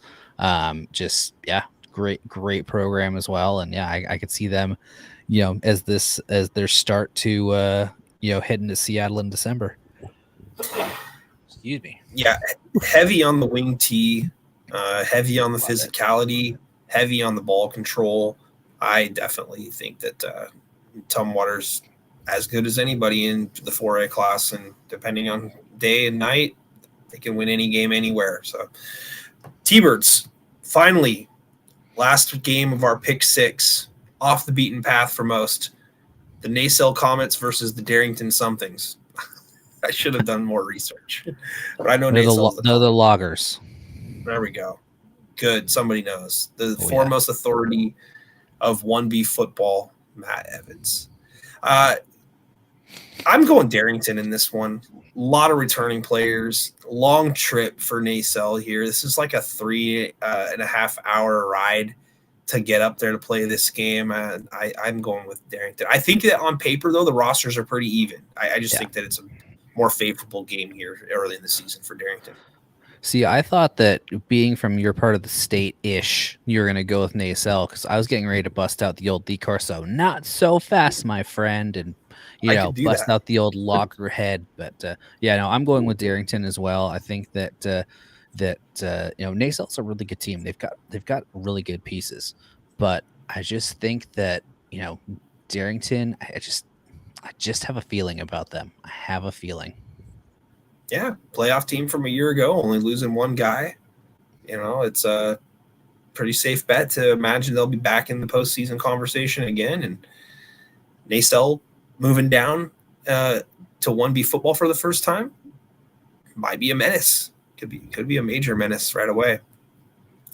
Darrington will be very good at logging, says James. Yes, they probably will. So, logging yards of offense. Yeah. Well, that wraps it up, man. I think that we're going to have a really fun year, and I'm excited. And if we have a chance to do this, every week, that'd be awesome. If not, that's totally fine as well. It gives us a chance to kind of recharge the old battery and stuff. But looking forward to trying to get as many guests on as possible. Going to try to reach out to some coaches and see who we can pluck for a couple minutes, and mainly trying to do this on Sundays, although we can kind of play that by ear. But the goal is to make sure that Matt has a chance to unveil his top 10 rankings here each week. We can talk about it on Sunday, right after the Seahawks take care of business and right before the awful NBC Sunday Night Football game that we're about ready to be subjected to. So, and no one really cares about the Mariners right now anyway. So Sunday's a good day, I think, for us to kind of review the weekend real quickly. We'll review our pick six games, and we'll maybe talk about some surprises. But again, the goal here is to try to keep it somewhat brief. And, we've done a terrible job of that. At least I've done a terrible job of that. That's for sure. So, but yeah, appreciate everybody tuning on in. Matt, thank you so much for being with us. Fans, we're going to try to, I'm going to try to get this into a podcast form, see if we can't get it uploaded on Spotify or potentially Apple or whatever you use. I don't use Apple, so I don't know if I can create an Apple podcast, but I'm sure that there's an internet search that I can do that'll help me figure that out. So, Matt, anything to say before we get out of here? East Side game of the week, week 1, Gonzaga Prep Ridgeline. That's going to be a heck of a starting one over here. Other than that, just everybody be safe. Travel safe to the games you're going to. And let's see some good football. And NFL football, Seattle Throwbacks coming up this Sunday. That'll be awesome, playing the Broncos. And go Huskies. Yep, playing Eastern Michigan. Michigan. Yep. Yeah, let's just hope Boise State has that guy run for 300 yards again this week on Oregon. That's kind of what I'm looking to see. Absolutely. I see the thing right here. Are you now called the football show? I'll tell you, a couple of minutes before we popped on, I was thinking, since we're both dads, I was like, we could call it the Prep Football Dad Pod, but we'll Dad Pod. Hey, I like it. Yes. Yeah, Matt recently becoming a father, and I just had my second child as well. So yeah, it's been busy, and yeah, it's great to have Matt's voice back on the airwaves after taking a year off to do some fatherly duties, which is super rewarding, by the way. But yeah, absolutely. Great to be back. I love having everybody with us again here tonight. Again, be sure to rewatch it, and if you guys want some bulletin board material, if you got some video production guys at your school that want to cut up our picks and make us look like fools, please do so. We encourage it, but just tag us on Twitter, X, and give us your guys' thoughts and feedback, and we'll be happy to address it the following week. And on behalf of we'll go we'll ahead. make sure before week 2 that we give everybody as the show starts. We'll make sure to give front and good side profile pictures if you want to take it for bulletin board material. So we got you guys. Absolutely. We're done with the pigs. All right. All right. On behalf of my co-host Matt Evans of Evans Rankings, I am N2 guy Nick Sisson of N2 Media saying thank you guys so much for watching, and we will be back coming up here shortly to talk about our week 1 picks. All right. Thanks, guys. See you later.